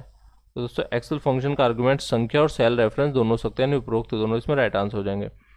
प्रश्न संख्या 34, एक्सेल वर्कशीट में सेल रेफरेंस कितने प्रकार के होते हैं? तो यहाँ पे सेल रेफरेंस होते हैं दोस्तों 2, 3, 4 या 5। तो यहाँ पे 2 प्रकार के होते हैं, रिलेटिव और एब्सोल्यूट। ठीक है, रिलेटिव और एब्सोल्यूट 2 प्रकार के होते हैं। प्रश्न संख्या 35, निम्न में से कौन सा पूरी सेल के एब्सोल्यूट होने का उदाहरण है? तो कौन सा है दोस्तों? तो ये $A, $1 ये पूरी सेल के एब्सोल्यूट होने का उदाहरण है। ठीक है। प्रश्न संख्या 36, एक्सेल का कौन सा विकल्प एक पूर्ण पंक्ति के डेटा को क्षैतिज रूप में स्क्रॉल किए बिना प्रदर्शित करने की सुविधा देता है? तो दोस्तों यहाँ पे ऑप्शन देख लो आप, फॉर्म, सर्च, फाइंड या रिप्लेस। तो यहाँ पे फॉर्म आपका राइट आंसर हो जाएगा। ठीक है। प्रश्न संख्या 37, एक्सेल वर्कशीट में पिक्चर को छोड़कर शेष सभी क्या कहलाता है? फॉर्म, टेबल, पंक्ति या स्तंभ। तो क्या कहलाते हैं दोस्तों? ये कहलाते हैं टेबल कहलाते हैं। ठीक है, टेबल कहलाते हैं। प्रश्न संख्या 38, एक्सेल वर्कशीट में टेबल कैसे जोड़ सकते हैं? तो यहाँ पे इंसर्ट टैब के टेबल विकल्प से हम इसको ऐसा कर सकते हैं। ठीक है। 39, एक्सेल वर्कशीट में किस विकल्प से किसी सेल में दर्ज डेटा के प्रकार को सीमित कर सकते हैं? तो दोस्तों यहाँ पे जो राइट आंसर जो हो जाएगा डेटा वैलिडेशन के थ्रू। ओके। प्रश्न संख्या 40, एक्सेल वर्कशीट में डेटा वैलिडेशन का विकल्प कहाँ पर होता है? दोस्तों डेटा वैलिडेशन का विकल्प होता है डेटा लैब पर। ओके। 41 पे आते हैं, किस विकल्प द्वारा एक्सेल वर्कशीट का ऑडिट कर सकते हैं? तो किस विकल्प द्वारा कर सकते हैं? डेटा वैलिडेशन विकल्प द्वारा हम ऐसा कर सकते हैं। अब हम आते हैं प्रश्न संख्या 42 पे, एक्सेल वर्कशीट में कितनी पूर्व निर्धारित मार्जिन सेटिंग होती है? 2, 3, 4 या 5 बताइए। तो इसमें जो आपका राइट आंसर हो जाएगा 3। ओके। कौन कौन से थे? Normal, wide and narrow. Okay. अब हम आते हैं क्वेश्चन नंबर 43 पे, डिफ़ॉल्ट रूप से एक्सेल किस ओरिएंटेशन में वर्कशीट को मुद्रित करता है? तो किस ओरिएंटेशन में करता है दोस्तों? पोर्ट्रेट मोड में। ठीक है, पोर्ट्रेट मोड में करता है। 44 पे आता है, किसी वर्कशीट में पंक्तियों की संख्या अधिक हो तो प्रिंट के लिए कौन सा ओरिएंटेशन सही होता है? तो दोस्तों यहाँ पे कौन सा ओरिएंटेशन सही होगा? पोर्ट्रेट मोड सही होगा। 45 पे आता है, एक्सेल वर्कशीट में निम्न में से किस फाइल को इंपोर्ट किया जा सकता है? तो किसको इंपोर्ट कर सकते हैं दोस्तों? Text, CSV, doc. तो यहाँ पे अप्रोक्स सभी इसमें राइट आंसर हो जाएगा। 46 में आते हैं, CSV फाइल का पूरा नाम क्या है? ठीक है, CSV का पूरा नाम क्या है दोस्तों? Comma separated value. ठीक है। 47 पे आते हैं, एक एक्सेल चार्ट में प्लॉट की जाने वाली विभिन्न सीरीज को चिन्हित करने के लिए किसका उपयोग किया जाता है? तो दोस्तों यहाँ पे 47 में आपका राइट आंसर हो जाएगा लेजेंड्स का यूज़ करते हैं। ठीक है। 48 में आता है, एक्सेल में किस चार्ट द्वारा दो श्रृंखला के मान की समय या अन्य रेंज से तुलना का निरीक्षण कर सकते हैं? तो दोस्तों यहाँ पे हम क्या यूज़ में लेंगे? स्कैटर यूज़ में लेंगे। ठीक है। 49 पे आते हैं, एक्सेल में कौन सा चार्ट बिना निर्देशांक के बनाया जाता है? तो कौन सा चार्ट बनाया जाता है दोस्तों? Spark line. ठीक है, स्पार्क लाइन ऐसा करता है। 50 में आता है, एक्सेल वर्कशीट में एक चार्ट को किस विकल्प द्वारा संपादित कर सकते हैं? पहला चार्ट पर क्लिक करके, दूसरा चार्ट पर क्लिक करके खींचकर, तीसरा चार्ट पर डबल क्लिक करके, चौथा इनमें से कोई नहीं। ठीक है। तो यहाँ पे जो आपका राइट आंसर है दोस्तों हो जाएगा चार्ट पर डबल क्लिक करके। ठीक है। अब प्रश्न नंबर 51, एक्सेल वर्कशीट में चार्ट बनाने के लिए किसका उपयोग कर सकते हैं दोस्तों? तो चार्ट बनाने के लिए हम चार्ट विजार्ड का उपयोग कर सकते हैं। ठीक है। तो ये हो गया, एक्सेल कंप्लीट हो चुका है। अब हम स्टार्ट करेंगे MS पावर पॉइंट से। ठीक है। तो दिख रहा है आपको chapter number 4 MS power point. First question पे आते हैं, पावर पॉइंट में मौजूदा प्रेजेंटेशन को निम्न में से किस विकल्प से खोल सकते हैं? ऑफिस बटन के ओपन विकल्प पर क्लिक करके, कीबोर्ड पर शॉर्टकट Ctrl+O दबाकर, विंडोज एक्सप्लोरर में फाइल पर डबल क्लिक करके, उपरोक्त सभी। तो दोस्तों यहाँ पे 4th ऑप्शन आपका राइट आंसर हो जाएगा, उपरोक्त सभी। प्रश्न नंबर 2, पावर पॉइंट में प्रस्तुति बनाने और आयोजन करने के लिए कितने व्यू होते हैं? ठीक है। तो यहाँ पे दोस्तों 4 व्यू होते हैं। कौन कौन से होते हैं? पहला नॉर्मल व्यू, दूसरा स्लाइड सॉर्टर, तीसरा नोट्स पेज व्यू एंड चौथा है स्लाइड शो व्यू। ओके। तो चार आपके यहाँ व्यू होते हैं। थर्ड क्वेश्चन पे आते हैं, पावर पॉइंट में नॉर्मल व्यू बटन किस समूह में होता है? तो नॉर्मल व्यू बटन दोस्तों आपका प्रेजेंटेशन व्यूज में होता है। ठीक है। 4th पे आते हैं क्वेश्चन नंबर 4, नॉर्मल व्यू में स्क्रीन कितने वर्गों में विभाजित होती है? तो दोस्तों स्क्रीन यहाँ पे 3 वर्गों में विभाजित होती है। ठीक है। प्रश्न संख्या 5 पे आते हैं, पावर पॉइंट में स्पीकर के लिए नोट्स बनाने के लिए किस व्यू का उपयोग किया जाता है? बहुत ही अच्छा प्रश्न है दोस्तों। यहाँ पे हम करते हैं नोट्स पेज व्यू का यूज़ करते हैं। ठीक है। नोट्स पेज व्यू का। प्रश्न संख्या 6 पे आते हैं। पावर पॉइंट में चयनित स्लाइड के बाद नई स्लाइड किस विकल्प से जोड़ते हैं? तो दोस्तों नई स्लाइड हम जोड़ते हैं होम टैब के न्यू स्लाइड्स विकल्प के, ठीक है, होम टैब के न्यू स्लाइड विकल्प से। प्रश्न संख्या 7 पे आता है, एक स्लाइड की सामग्री की फॉर्मेटिंग, पोजीशन, थीम और प्लेस होल्डर को कौन सम्मिलित करता है? तो दोस्तों ये स्लाइड लेआउट इसको हैंडल करता है, ठीक है। प्रश्न नंबर 8, पावर पॉइंट में किस विकल्प द्वारा स्लाइड लेआउट को बदल सकते हैं? तो यहाँ पे दोस्तों हम होम टैब के लेआउट विकल्प द्वारा ऐसा कर सकते हैं। प्रश्न संख्या 9 में पावर पॉइंट स्लाइड में टेक्स्ट कहाँ लिख सकते हैं? तो दोस्तों यहाँ पे हम place holder, text box, word art तीनों में लिख सकते हैं, यानी उपरोक्त से भी राइट आंसर आ जाएगा। प्रश्न संख्या 10, पावर पॉइंट में टेक्स्ट बॉक्स का विकल्प कहाँ होता है? होम टैब में, इंसर्ट टैब में, डिजाइन टैब में, स्लाइड शो टैब में। तो इंसर्ट टैब में होता है, ठीक है। पावर पॉइंट में टेक्स्ट को फॉर्मेट कैसे कर सकते हैं? पहला ऑप्शन है टेक्स्ट का चयन करने पर स्वतः खुलने वाले टूल बार से, दूसरा फॉर्मेट टैब के विभिन्न विकल्प से, तीसरा है होम टैब के फ़ॉन्ट ग्रुप में उपलब्ध विकल्पों से, चौथा है उपरोक्त सभी। तो यहाँ पे दोस्तों उपरोक्त सभी राइट आंसर आ जाएगा, ठीक है। प्रश्न नंबर 12, पावर पॉइंट स्लाइड में किस विकल्प द्वारा एक चीज़ की फॉर्मेटिंग को दूसरे में कॉपी कर सकते हैं? तो दोस्तों किससे कर सकते हैं यहाँ पे? कॉपी द्वारा, पेस्ट द्वारा, फॉर्मेट पेंटर द्वारा या उपरोक्त सभी। तो यहाँ पे आपका फॉर्मेट पेंटर राइट आंसर आ जाएगा, ठीक है, थर्ड ऑप्शन राइट आंसर आ जाएगा। प्रश्न नंबर 13, पावर पॉइंट में फॉर्मेट पेंटर विकल्प कहाँ उपलब्ध होता है? तो दोस्तों ये होता है आपका होम टैब के क्लिप बोर्ड ग्रुप में, ठीक है, फर्स्ट ऑप्शन इसमें राइट आंसर आ जाएगा। प्रश्न नंबर 14, पावर पॉइंट में टेम्पलेट का उपयोग कहाँ से करते हैं? तो टेम्पलेट का यूज हम करते हैं दोस्तों डिजाइन टैब के थीम विकल्प से, ठीक है, सेकंड ऑप्शन इसमें राइट आंसर आ जाएगा। प्रश्न नंबर 15 पे आता है, पावर पॉइंट स्लाइड में चित्र जोड़ने का पिक्चर विकल्प किस टैब पर उपलब्ध होता है? तो दोस्तों ये आपको उपलब्ध होता है इंसर्ट टैब पर, ठीक है। प्रश्न संख्या 16, पावर पॉइंट स्लाइड में हेडर फुटर जोड़ने का विकल्प इंसर्ट टैब के किस ग्रुप में उपलब्ध होता है? तो दोस्तों ये टेक्स्ट ग्रुप में उपलब्ध होता है, ठीक है, थर्ड ऑप्शन इसमें राइट आंसर हो जाएगा। क्वेश्चन नंबर 17, पावर पॉइंट में स्लाइड शॉर्ट व्यू में स्लाइड्स को व्यवस्थित कैसे करते हैं? तो दोस्तों ये हम करते हैं स्लाइड पर क्लिक करके इच्छित स्थान पर खींचे, ठीक है, first option. Question number 18, power point में किस विकल्प से चित्र बना सकते हैं? तो यहाँ पे हम बना सकते हैं दोस्तों ड्राइंग टूल से, ठीक है। प्रश्न संख्या 19, पावर पॉइंट में कोई आकृति कहाँ से शामिल कर सकते हैं? तो कोई आकृति दोस्तों हम शामिल कर सकते हैं होम टैब के ड्राइंग ग्रुप से और ड्राइंग टूल फॉर्मेट टैब से, दोनों से कर सकते हैं, मतलब थर्ड ऑप्शन इसमें राइट आंसर हो जाएगा। प्रश्न संख्या 20, पावर पॉइंट में स्वयं की आकृतियां बनाने के लिए निम्न में से किसका उपयोग करते हैं? तो दोस्तों अगर आपको स्वयं की आकृतियां बनानी है तो यहाँ पर आप free hand, curve, free form तीनों को यूज कर सकते हो, उपरोक्त सभी इसमें राइट आंसर हो जाएगा। प्रश्न संख्या 21, पावर पॉइंट स्लाइड में टेबल जोड़ने का विकल्प किस टैब में उपलब्ध होता है? तो दोस्तों ये इंसर्ट टैब में उपलब्ध होता है, ठीक है। 22 में आता है प्रश्न संख्या, पावर पॉइंट की टेबल में नई पंक्ति कैसे जोड़ सकते हैं? तो नई पंक्ति दोस्तों अंतिम पंक्ति के अंतिम सेल पर क्लिक करके टैब दबाएं, ठीक है, इससे आप नई पंक्ति जोड़ सकते हैं। अब आते हैं प्रश्न संख्या 23 पे, पावर पॉइंट टेबल की किसी सेल पर दायां क्लिक करने पर प्रदर्शित होने वाले पॉपअप मेनू के इंसर्ट विकल्प में कितने उप विकल्प होते हैं? तो दोस्तों यहाँ पे 4 उप विकल्प मिलते हैं आपको, ठीक है, 4 उप विकल्प कौन कौन से होते हैं? Insert column to the left, to the right, above और बिलो, ठीक है। पावर पॉइंट स्मार्ट आर्ट के साथ निम्न में से क्या बनाया जा सकता है?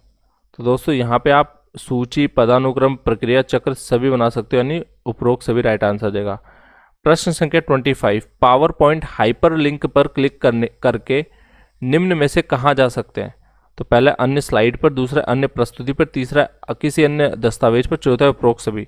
तो यहाँ पे तीनों ऑप्शन सही है, मतलब उपरोक्त सभी राइट आंसर आ जाएगा, ठीक है।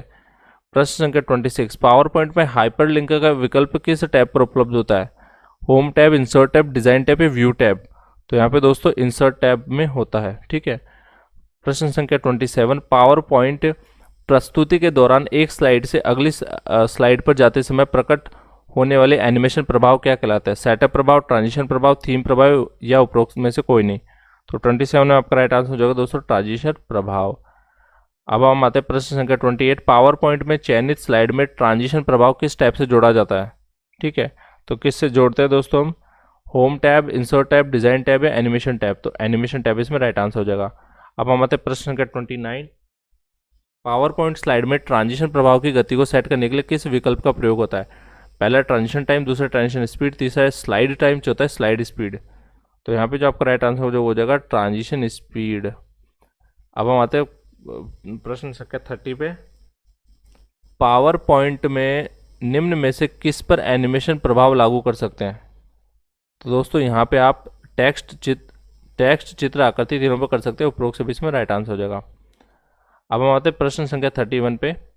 पावर पॉइंट स्लाइड में किस विकल्प से ध्वनि क्लिप जोड़ सकते हैं? पहला इंसर्ट टैब के मीडिया क्लिप ग्रुप से, दूसरा होम टैब की मीडिया क्लिप्स ग्रुप से, तीसरा डिजाइन टैब की मीडिया क्लिप्स ग्रुप से, चौथा उपरोक्त में से कोई नहीं। तो 31 में आपका फर्स्ट जो ऑप्शन है वो राइट आंसर हो जाएगा, इंसर्ट टैब के मीडिया क्लिप्स ग्रुप से। 32 में आते हैं पावर पॉइंट्स में स्लाइड शो शुरू करने की शॉर्टकट कुंजी क्या है? बहुत ही इजी प्रश्न है, तो यहाँ पे आपका आ जाएगा F5 है। ठीक है। 33 पावर पॉइंट प्लेस होल्डर में निम्न से क्या रख सकते हैं? टेक्स्ट, टेबल, चार्ट या उपरोक्त सभी? तो दोस्तों हम यहाँ पे तीनों ही रख सकते हैं, टेक्स्ट, चार्ट और टेबल। ठीक है। प्रश्न का 34 प्रस्तुति में सभी स्लाइड को एक समान रूप देने के लिए किसका प्रयोग किया जाता है? तो दोस्तों इसके लिए हम डिजाइन टेम्पलेट का यूज़ करते हैं।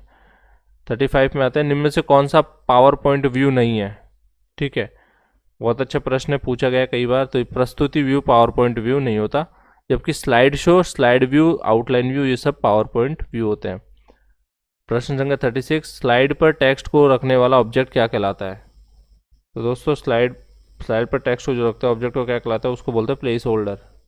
ठीक है। अब हम आते हैं प्रश्न संख्या 37 पे। पावर पॉइंट का कौन सा व्यू केवल टेक्स्ट प्रदर्शित करता है? तो दोस्तों आउटलाइन व्यू केवल टेक्स्ट प्रदर्शित करता है। और ये पावर पॉइंट का आज का लास्ट प्रश्न है। पावर पॉइंट में शामिल की गई इमेज को संपादित करने पर क्या होता है दोस्तों? तो यहाँ पे मूल फाइल परिवर्तित नहीं होती। ठीक है। अब हम आते हैं chapter number 5 MS picture manager पे। ठीक है,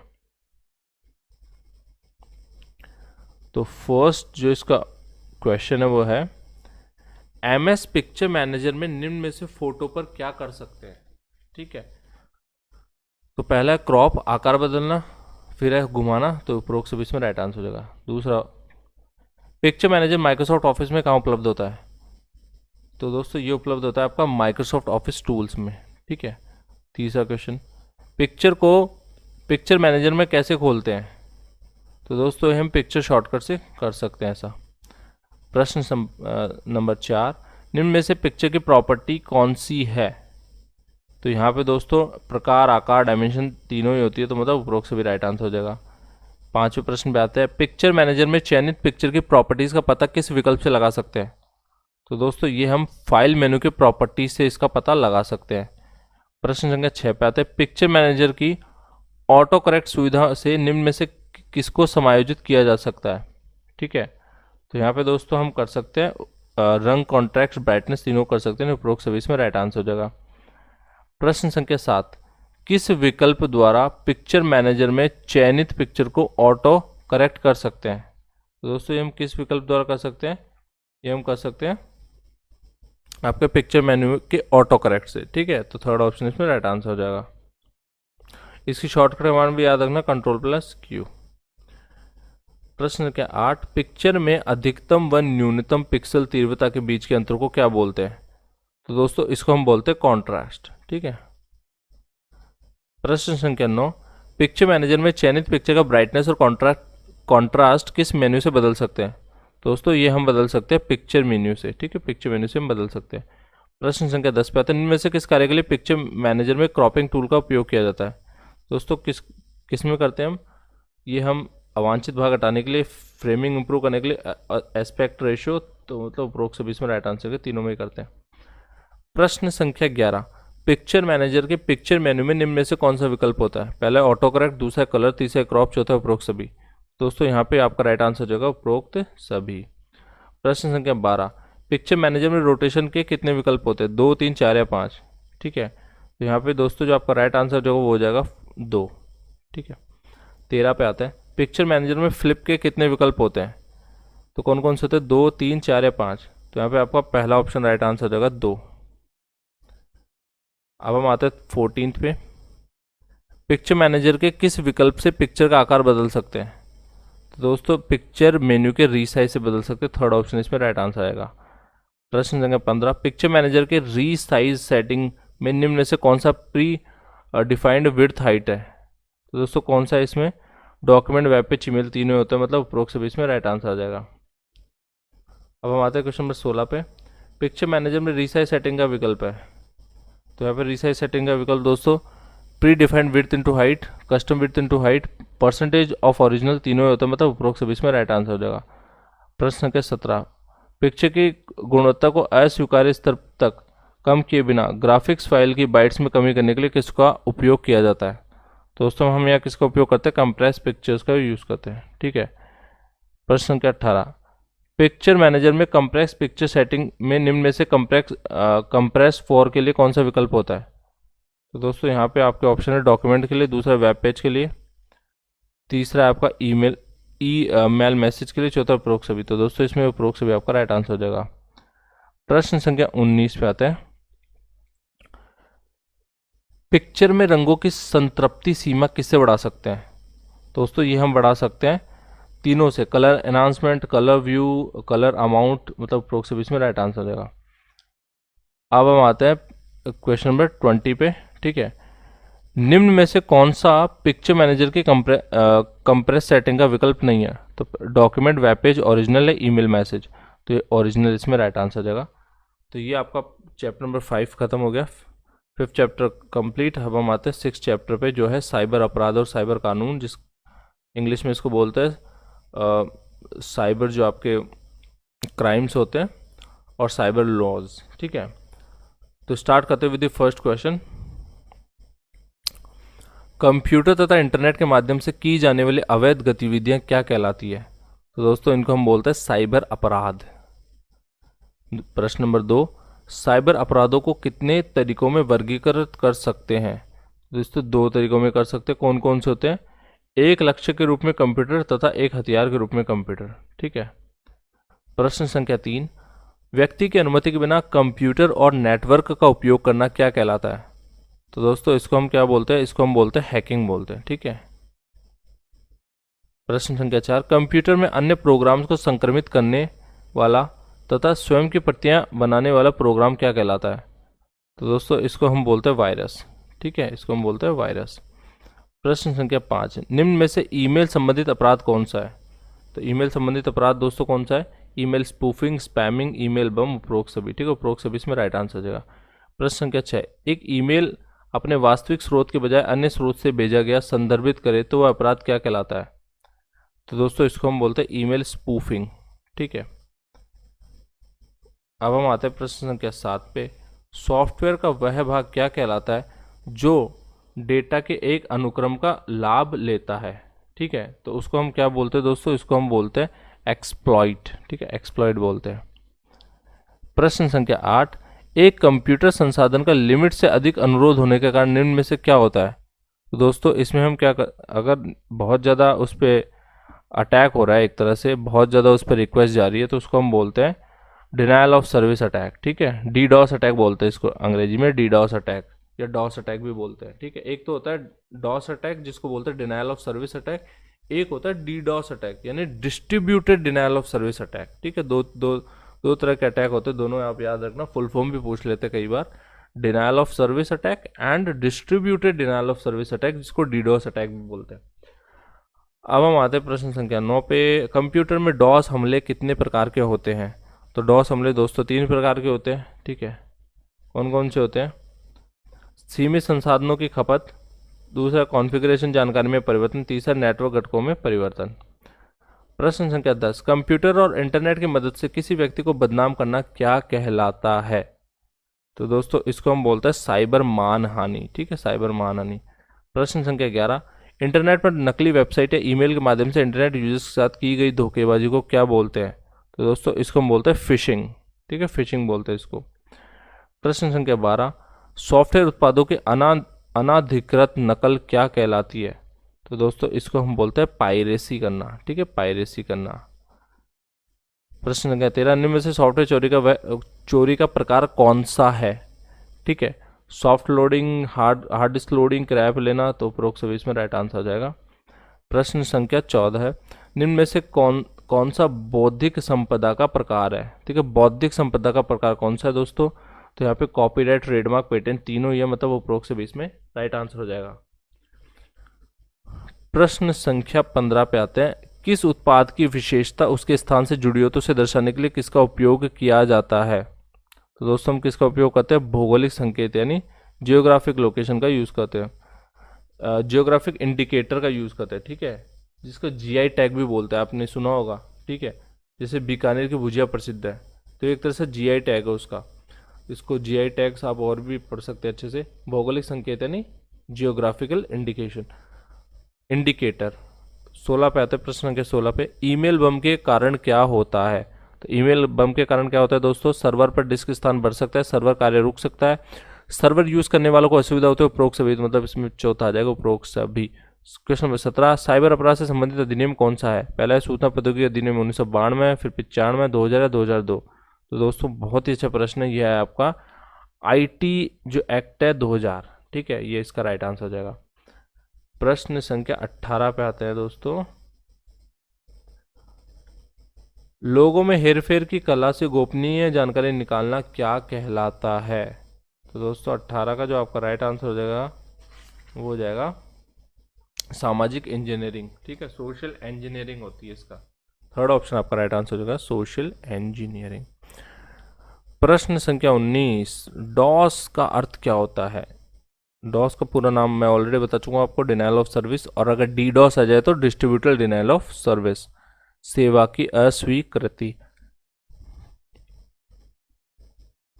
20 पे आते हैं, एक सॉफ्टवेयर की नकली प्रतियां बनाना जो मूल उत्पाद के समान प्रतीत होती है, इसको क्या बोलते हैं दोस्तों? इसको हम बोलते हैं जालसाजी यानी पायरेसी बोलते हैं। ठीक है, पायरेसी बोलते हैं इसको, सॉरी जालसाजी बोलते हैं इसको, पायरेसी अलग होते हैं, इसको जालसाजी बोलते हैं।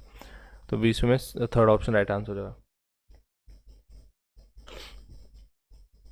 तो ये आपका चैप्टर खत्म हो गया। अब हम आते हैं सीधा 7th चैप्टर है आपका ई वाणिज्य। ठीक है, ई वाणिज्य पे आते हैं, यानी ई कॉमर्स। वाणिज्य को मतलब इंग्लिश में बोलते हैं कॉमर्स।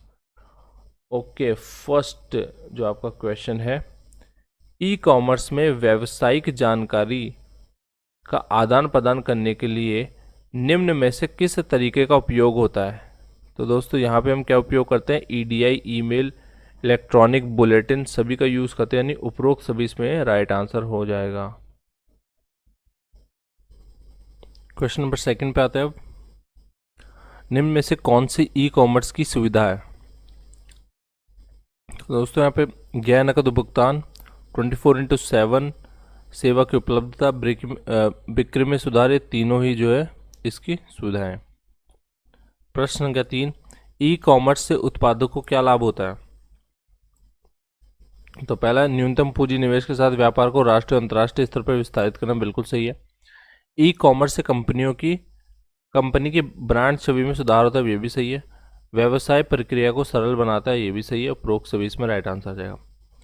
प्रश्न संख्या 4, ई कॉमर्स से ग्राहकों को क्या लाभ होता है?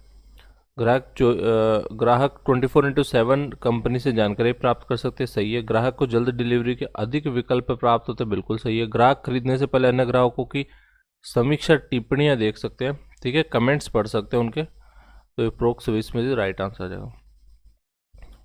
प्रश्न 5, ई कॉमर्स से समाज को क्या लाभ होता है? ग्राहक को यात्रा नहीं करनी होती, जिससे प्रदूषण कम होता है, बिल्कुल सही है। उत्पादों की लागत कम होने से कम समृद्ध लोग भी उत्पाद खरीद सकते हैं, बिल्कुल सही। ई कॉमर्स से सेवाओं और उत्पादों की जानकारी ग्रामीण क्षेत्रों के लिए भी उपलब्ध हुई है, बिल्कुल सही है। उपरोक्त सभी। प्रश्न संख्या 6, ई कॉमर्स के किस मॉडल में वेबसाइट एक मध्यवर्ती खरीदार को अपने उत्पाद बेचती है? तो ये बिजनेस टू बिजनेस में होता है, मतलब फर्स्ट ऑप्शन इसमें राइट आंसर आ जाएगा। अब हम आते हैं प्रश्न संख्या 7 पे।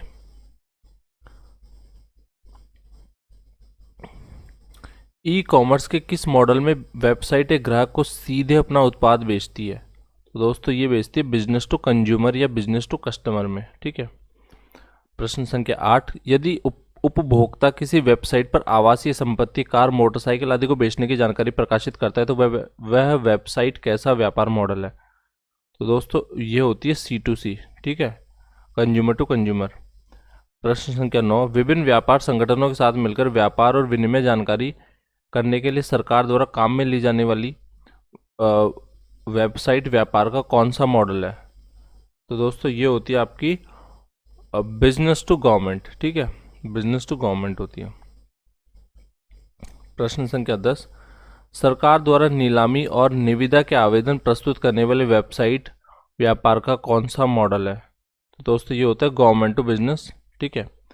प्रश्न संख्या 11, किसी व्यवसाय के लिए विपणन योजना का घटक कौन सा है? ठीक है, तो इसमें जो आपका सही उत्तर हो जाएगा वो हो जाएगा व्यापार का वर्णन, प्रतियोगिता सूची, बाह्य रेखा का लक्ष्य बाजार, तीनों इसमें सही आंसर है, मतलब उपरोक्त सभी।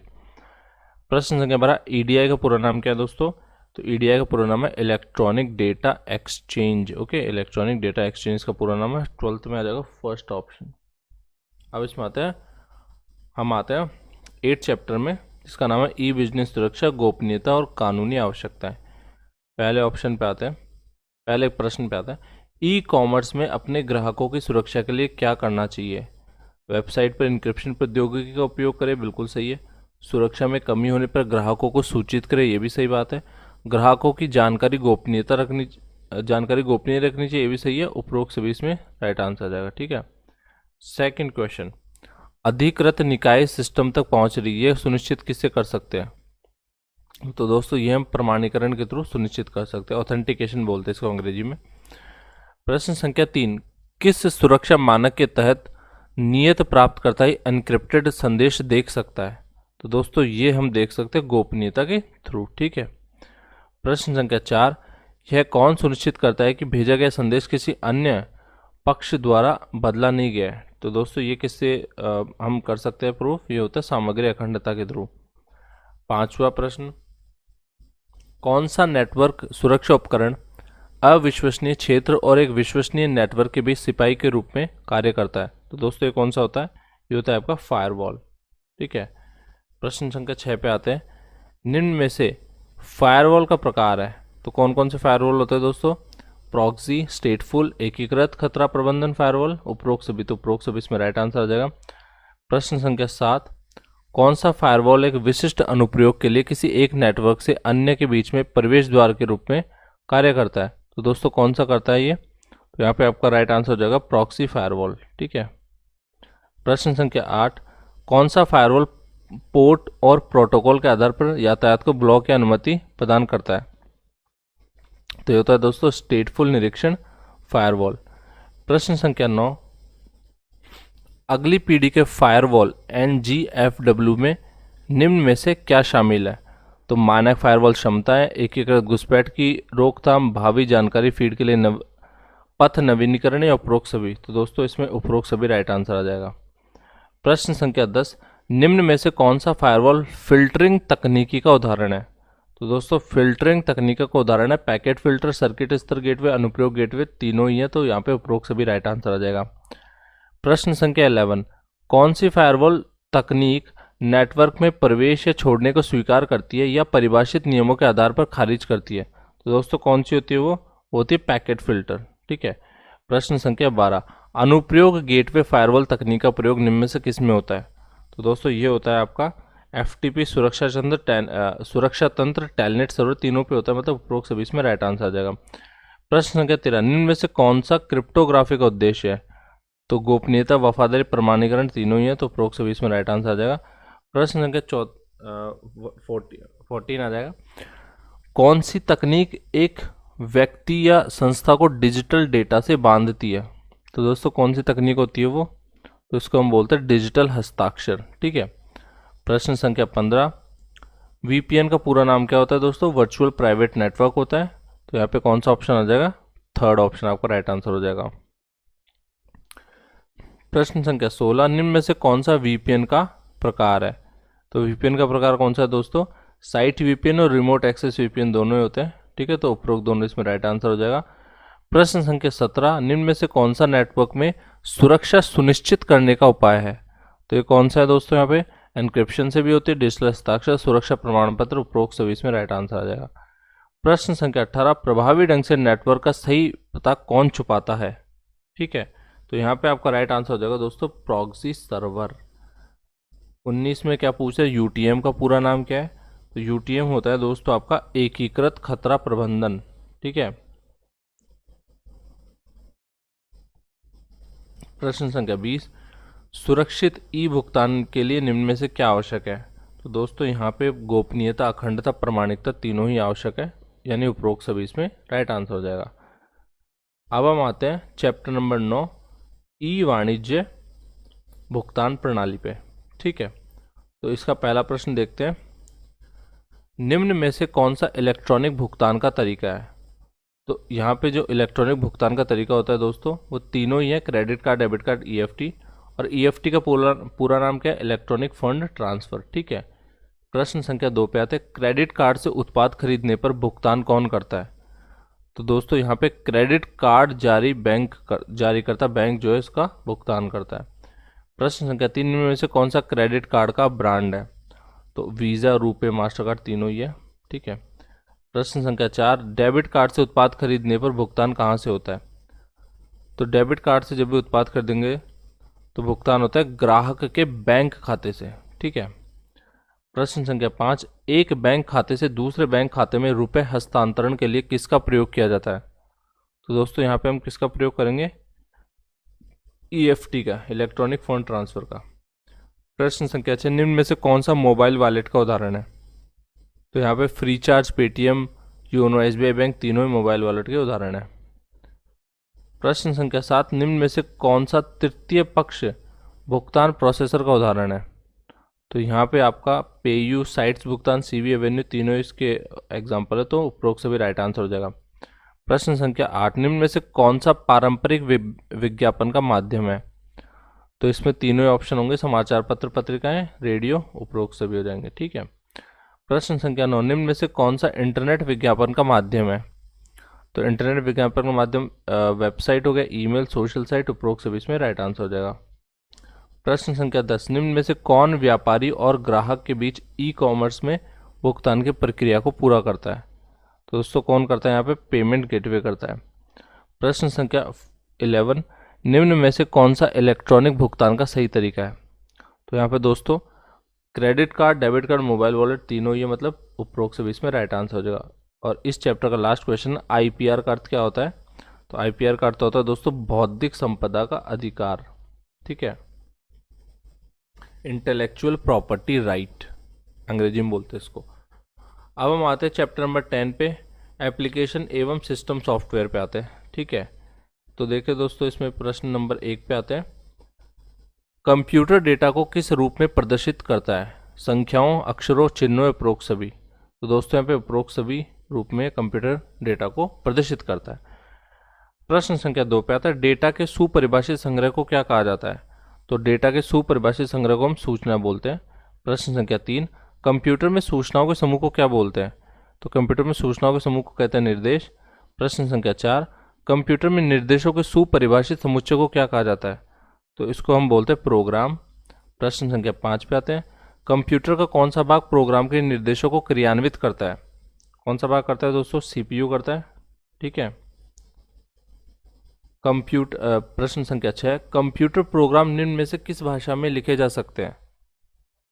किस में लिखे जा सकते हैं? बेसिक, सी, जावा, उपरोक्त सभी, तो उपरोक्त सभी इसमें राइट आंसर आ जाएगा। प्रश्न संख्या 7, कंप्यूटर प्रोग्राम को मशीनी भाषा में बदलने वाले ट्रांसलेटर का उदाहरण है? तो दोस्तों यहाँ पे राइट आंसर हो जाएगा कंपाइलर, इंटरप्रेटर दोनों। ठीक है। प्रश्न संख्या 8 पे आते हैं, कौन सा ट्रांसलेटर कंप्यूटर प्रोग्राम को क्रमबद्ध रूप से क्रियान्वित करने के लिए प्रत्येक चरण का क्रमबद्ध अनुवाद करता है? दोस्तों यहाँ पे राइट आंसर आ जाएगा क्रमबद्ध अनुवाद करता है इंटरप्रेटर, और एक साथ अनुवाद कौन करता है? कंपाइलर करता है। प्रश्न संख्या 9, कंप्यूटर और कंप्यूटर यूजर को हानि पहुंचाने के उद्देश्य से लिखे गए प्रोग्राम क्या कहलाते हैं? दोस्तों ये कहलाते हैं आपके मैलवेयर्स। ठीक है। प्रश्न संख्या 10, कंप्यूटर में समस्त संगणनाएं किसके द्वारा की जाती है? दोस्तों समस्त संगणनाएं कौन करता है? तो ये आपके करता है हार्डवेयर। और सॉफ्टवेयर से निर्देश देता है। प्रश्न 11, किसी विशेष कार्य को करने वाला सॉफ्टवेयर क्या कहलाता है? तो दोस्तों इसको हम बोलते हैं एप्लीकेशन सॉफ्टवेयर बोलते हैं। प्रश्न संख्या 12, निम्न में से एप्लीकेशन सॉफ्टवेयर का उदाहरण कौन सा है? तो एप्लीकेशन सॉफ्टवेयर का उदाहरण यहाँ पे वर्ड प्रोसेसर।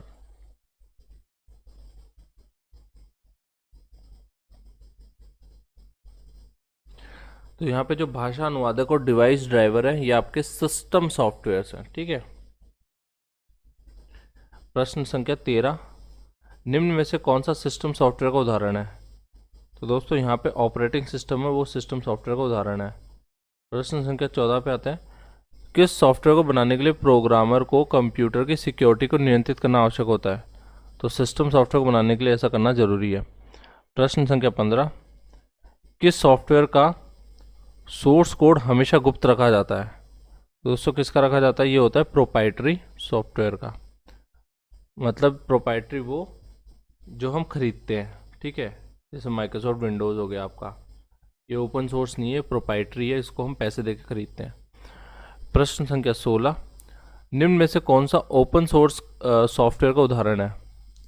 तो यहाँ पे आपका राइट आंसर होगा दोस्तों सारे ही हैं, ये लिनक्स, मोजिला, अपाचे, ये सारे ओपन सोर्स सॉफ्टवेयर के उदाहरण है। प्रश्न संख्या 17, निम्न में से कौन सा ओपन सोर्स सॉफ्टवेयर का प्रभाव है?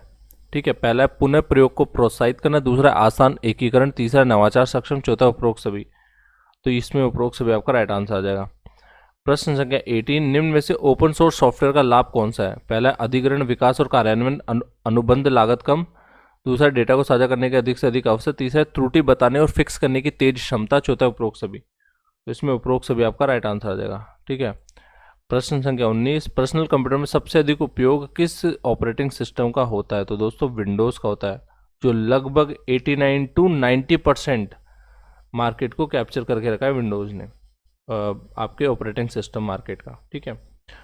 प्रश्न संख्या 20 पे आते हैं, MS डॉस में डॉस का पूरा नाम है। तो डॉस का पूरा नाम क्या होता है दोस्तों? डिस्क ऑपरेटिंग सिस्टम बोलते हैं इसको, माइक्रोसॉफ्ट ने बनाया था, ठीक है। ये डिस्क ऑपरेटिंग सिस्टम व्याख्या देख लो, माइक्रोसॉफ्ट ने IBM पर्सनल कंप्यूटर्स के लिए MS डॉस को विकसित किया था, ठीक है। प्रश्न संख्या 21, माइक्रोसॉफ्ट ने विंडोज़ 1.0 को कब विकसित किया था? तो दोस्तों ये विकसित किया था 1985 में, ठीक है। प्रश्न संख्या आपका हो जाए 22, माइक्रोसॉफ्ट ने 1990 में विंडोज़ 3.0 को किस प्रोसेसर के लिए विकसित किया? तो दोस्तों ये विकसित किया था इंटेल 386 के लिए। अब आ गया क्वेश्चन नंबर 23, माइक्रोसॉफ्ट ने विंडोज़ 95 ऑपरेटिंग सिस्टम कब विकसित किया? तो ये विकसित किया था दोस्तों अगस्त 1995 में। प्रश्न संख्या 24, विंडोज़ 98 निम्न में से किस तकनीक के साथ बनाया गया? तो दोस्तों ये बनाया गया था FAT32, AGP एंड MMX तीनों के थ्रू, ठीक है। तो उपरोक्त सभी इसमें राइट आंसर आ जाएगा। प्रश्न संख्या 25, माइक्रोसॉफ्ट के किस विंडोज़ में बूट इन डॉस विकल्प को हटा दिया गया? तो किससे हटा दिया गया दोस्तों? विंडोज़ ME से हटा दिया गया। प्रश्न संख्या 26, किस विंडोज़ में किसी प्रोग्राम को रोककर दूसरे प्रोग्राम को चलाने की प्रॉपर्टी है? तो इसको क्या बोलते हैं दोस्तों? ये विंडोज़ NT के अंदर ऐसा, ठीक है। प्रश्न संख्या 27, विंडोज़ 2000 ऑपरेटिंग सिस्टम के कितने संस्करण जारी किए गए थे? तो दोस्तों यहाँ पे 4 संस्करण जारी हुए थे। कौन कौन से हुए थे? प्रोफेशनल, सर्वर, एडवांस्ड और डेटा सर्वर। प्रश्न संख्या 28 पे आते हैं, विंडोज़ XP ऑपरेटिंग सिस्टम को कब जारी किया गया? तो दोस्तों ये हुआ था आपका सन 2001 में। प्रश्न संख्या 29, विंडोज़ विस्टा ऑपरेटिंग सिस्टम को किस वर्ष में जारी किया गया था? तो विस्टा जारी हुआ था दोस्तों 2006 में। प्रश्न संख्या 30 पे आते हैं, विंडोज़ का कौन सा ऑपरेटिंग सिस्टम टच स्क्रीन के लिए बनाया गया है? तो दोस्तों ये बनाया गया है आपका विंडोज़ 8। अब हम आते हैं क्वेश्चन नंबर 31 पे, किस ऑपरेटिंग सिस्टम में किसी भी तरह का वायरस नहीं आ सकता? तो दोस्तों ये आपका है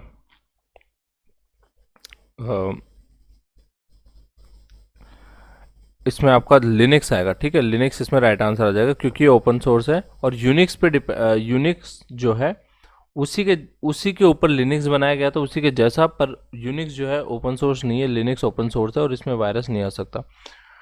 क्वेश्चन नंबर 32, निम्न में से कौन सा लिनक्स ऑपरेटिंग सिस्टम का अवयव है? तो दोस्तों कौन सा इसमें से इसमें तीनों ही है, kernel, system library, system utility, तीनों इसके अवयव है। प्रश्न संख्या 33, लिनक्स ऑपरेटिंग सिस्टम का कौन सा अवयव सभी प्रमुख गतिविधियों के लिए जिम्मेदार होता है? तो दोस्तों कौन सा होता है? कर्नल होता है। ठीक है, अब हम आते हैं प्रश्न संख्या 34 पे। लिनक्स ऑपरेटिंग सिस्टम के किस अवयव से एप्लीकेशन प्रोग्राम कर्नल सुविधाओं का उपयोग करते हैं? तो दोस्तों ये करते हैं आपके सिस्टम लाइब्रेरी। प्रश्न संख्या 35, निम्न में से कौन से लिनक्स ऑपरेटिंग सिस्टम की विशेषता है? तो यह है दोस्तों आपको portable, open source, multi user, तीनों ही, मतलब उपरोक्त सभी। इसमें राइट आंसर आ जाएगा। 36 पे आता है, स्टार ऑफिस का ओपन संस्करण कौन सा है? तो यहाँ पे दोस्तों ओपन ऑफिस इसका ओपन संस्करण है। 37 पे आता है, कंप्यूटर में सॉफ्टवेयर हार्डवेयर के बीच इंटरफेस कौन प्रदान करता है? तो दोस्तों ये प्रदान करता है आपको ऑपरेटिंग सिस्टम। 38 पे आता है, कंप्यूटर में जीयूआई का पूरा नाम है? तो ग्राफिकल यूजर इंटरफेस बोलते हैं इसको, मतलब सेकंड ऑप्शन इसमें राइट आंसर आ जाएगा। अब हम आते हैं प्रश्न नंबर 39 पे। निम्न में से कौन सा ऑपरेटिंग सिस्टम ग्राफिकल डिजाइन और मल्टीमीडिया उपयोगकर्ताओं में अधिक लोकप्रिय है? तो दोस्तों ये है आपका लिनक्स। प्रश्न संख्या 40, यूनिक्स ऑपरेटिंग सिस्टम को कहाँ विकसित किया गया था? तो दोस्तों ये विकसित हुआ था बेल लैब में, और यूनिक्स को 1970 में केन थॉमसन तथा डेनिस रिची द्वारा बेल लैब में विकसित किया गया था।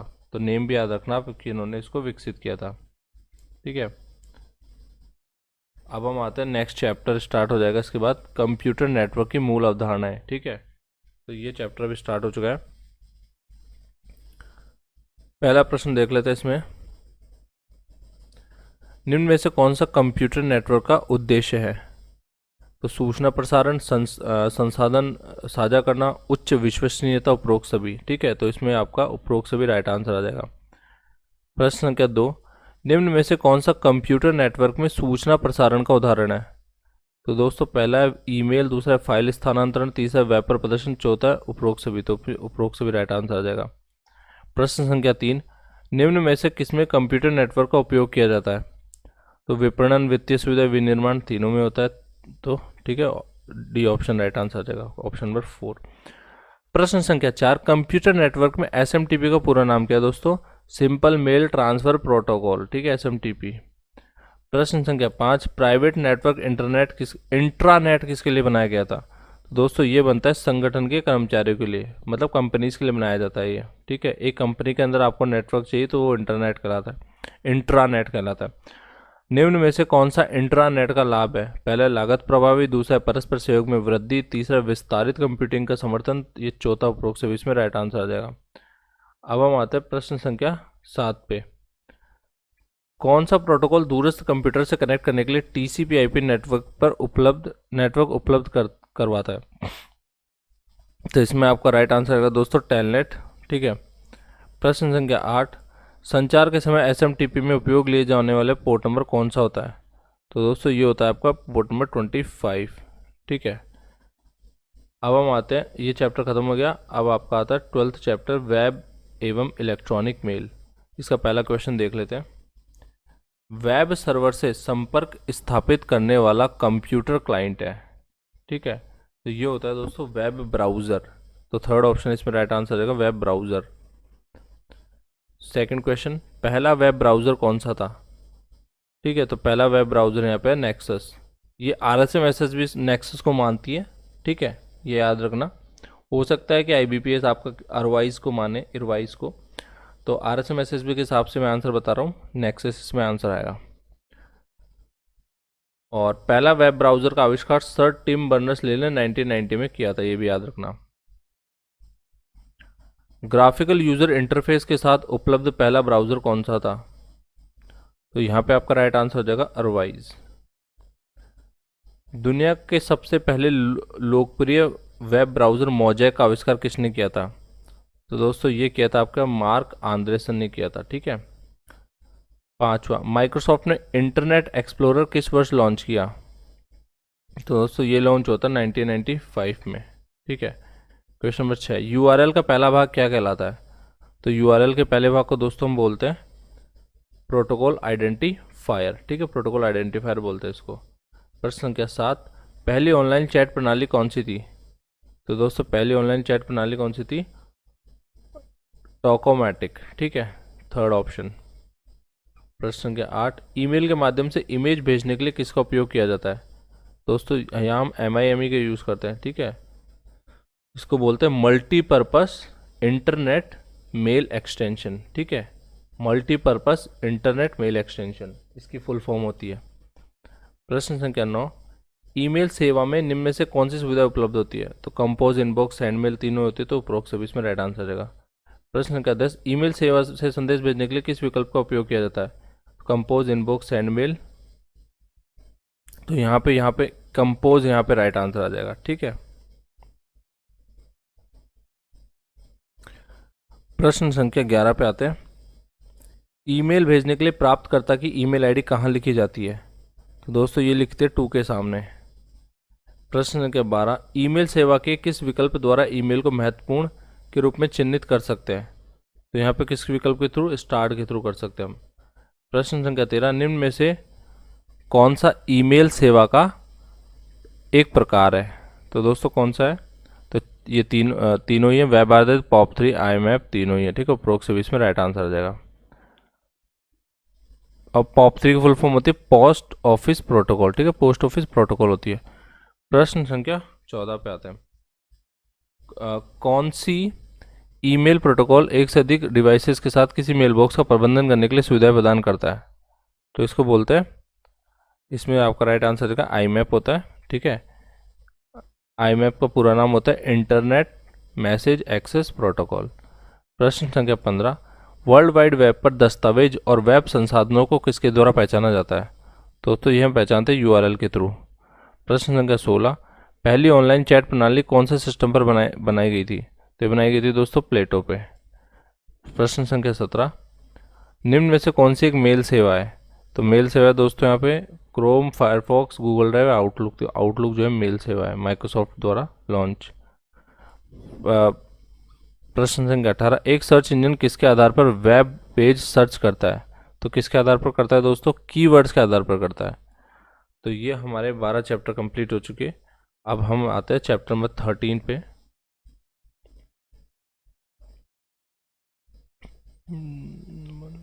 ठीक है, 13 पे आते हैं।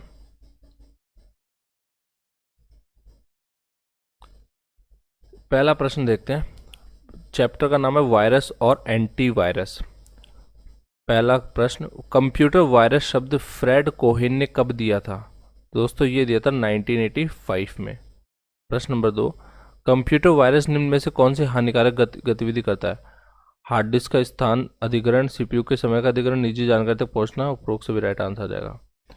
प्रश्न संख्या 3, कंप्यूटर में वायरस का पता लगाकर उसे नष्ट करने वाला सॉफ्टवेयर क्या कहलाता है? उसको बोलते हैं दोस्तों हम एंटीवायरस, ठीक है।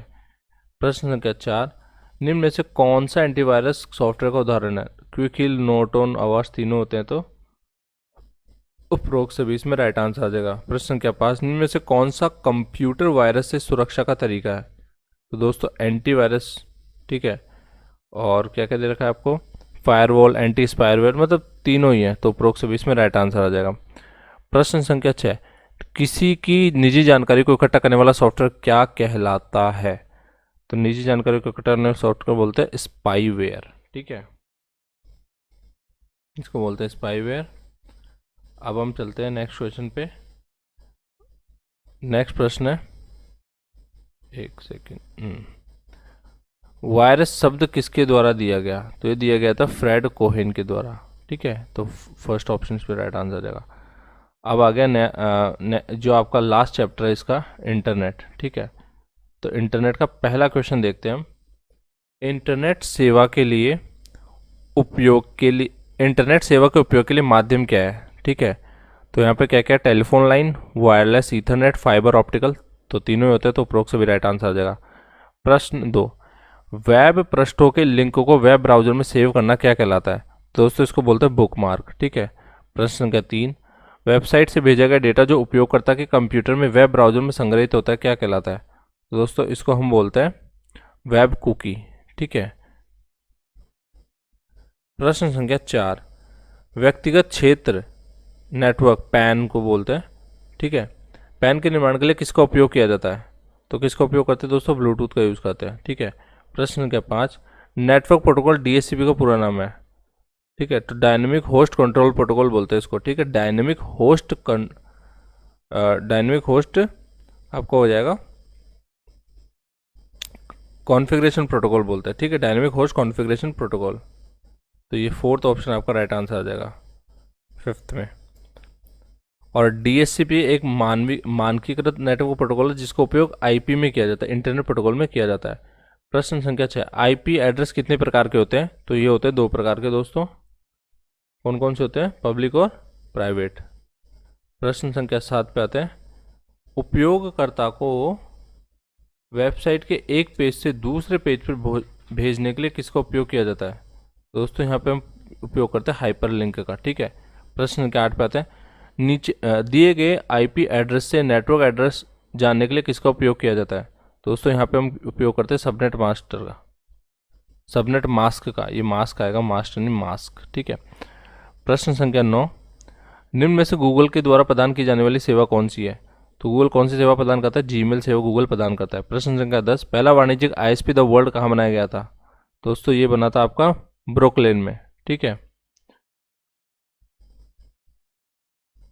और आज का इस पूरी वीडियो का लास्ट क्वेश्चन और इस चैप्टर का भी लास्ट क्वेश्चन, IPv6 का आकार क्या होता है? तो दोस्तों IPv6 का आकार होता है 128 बिट और IPv4 का 32 बिट, ये भी याद रखना। तो ये आपका पूरा मैंने करवा दिया है, पूरे जितने भी MCQ थे कक्षा 10 के, राजस्थान बोर्ड की जो बुक आती है कंप्यूटर की उसके। नेक्स्ट वीडियो कक्षा 11 की होगी और उसके बाद कक्षा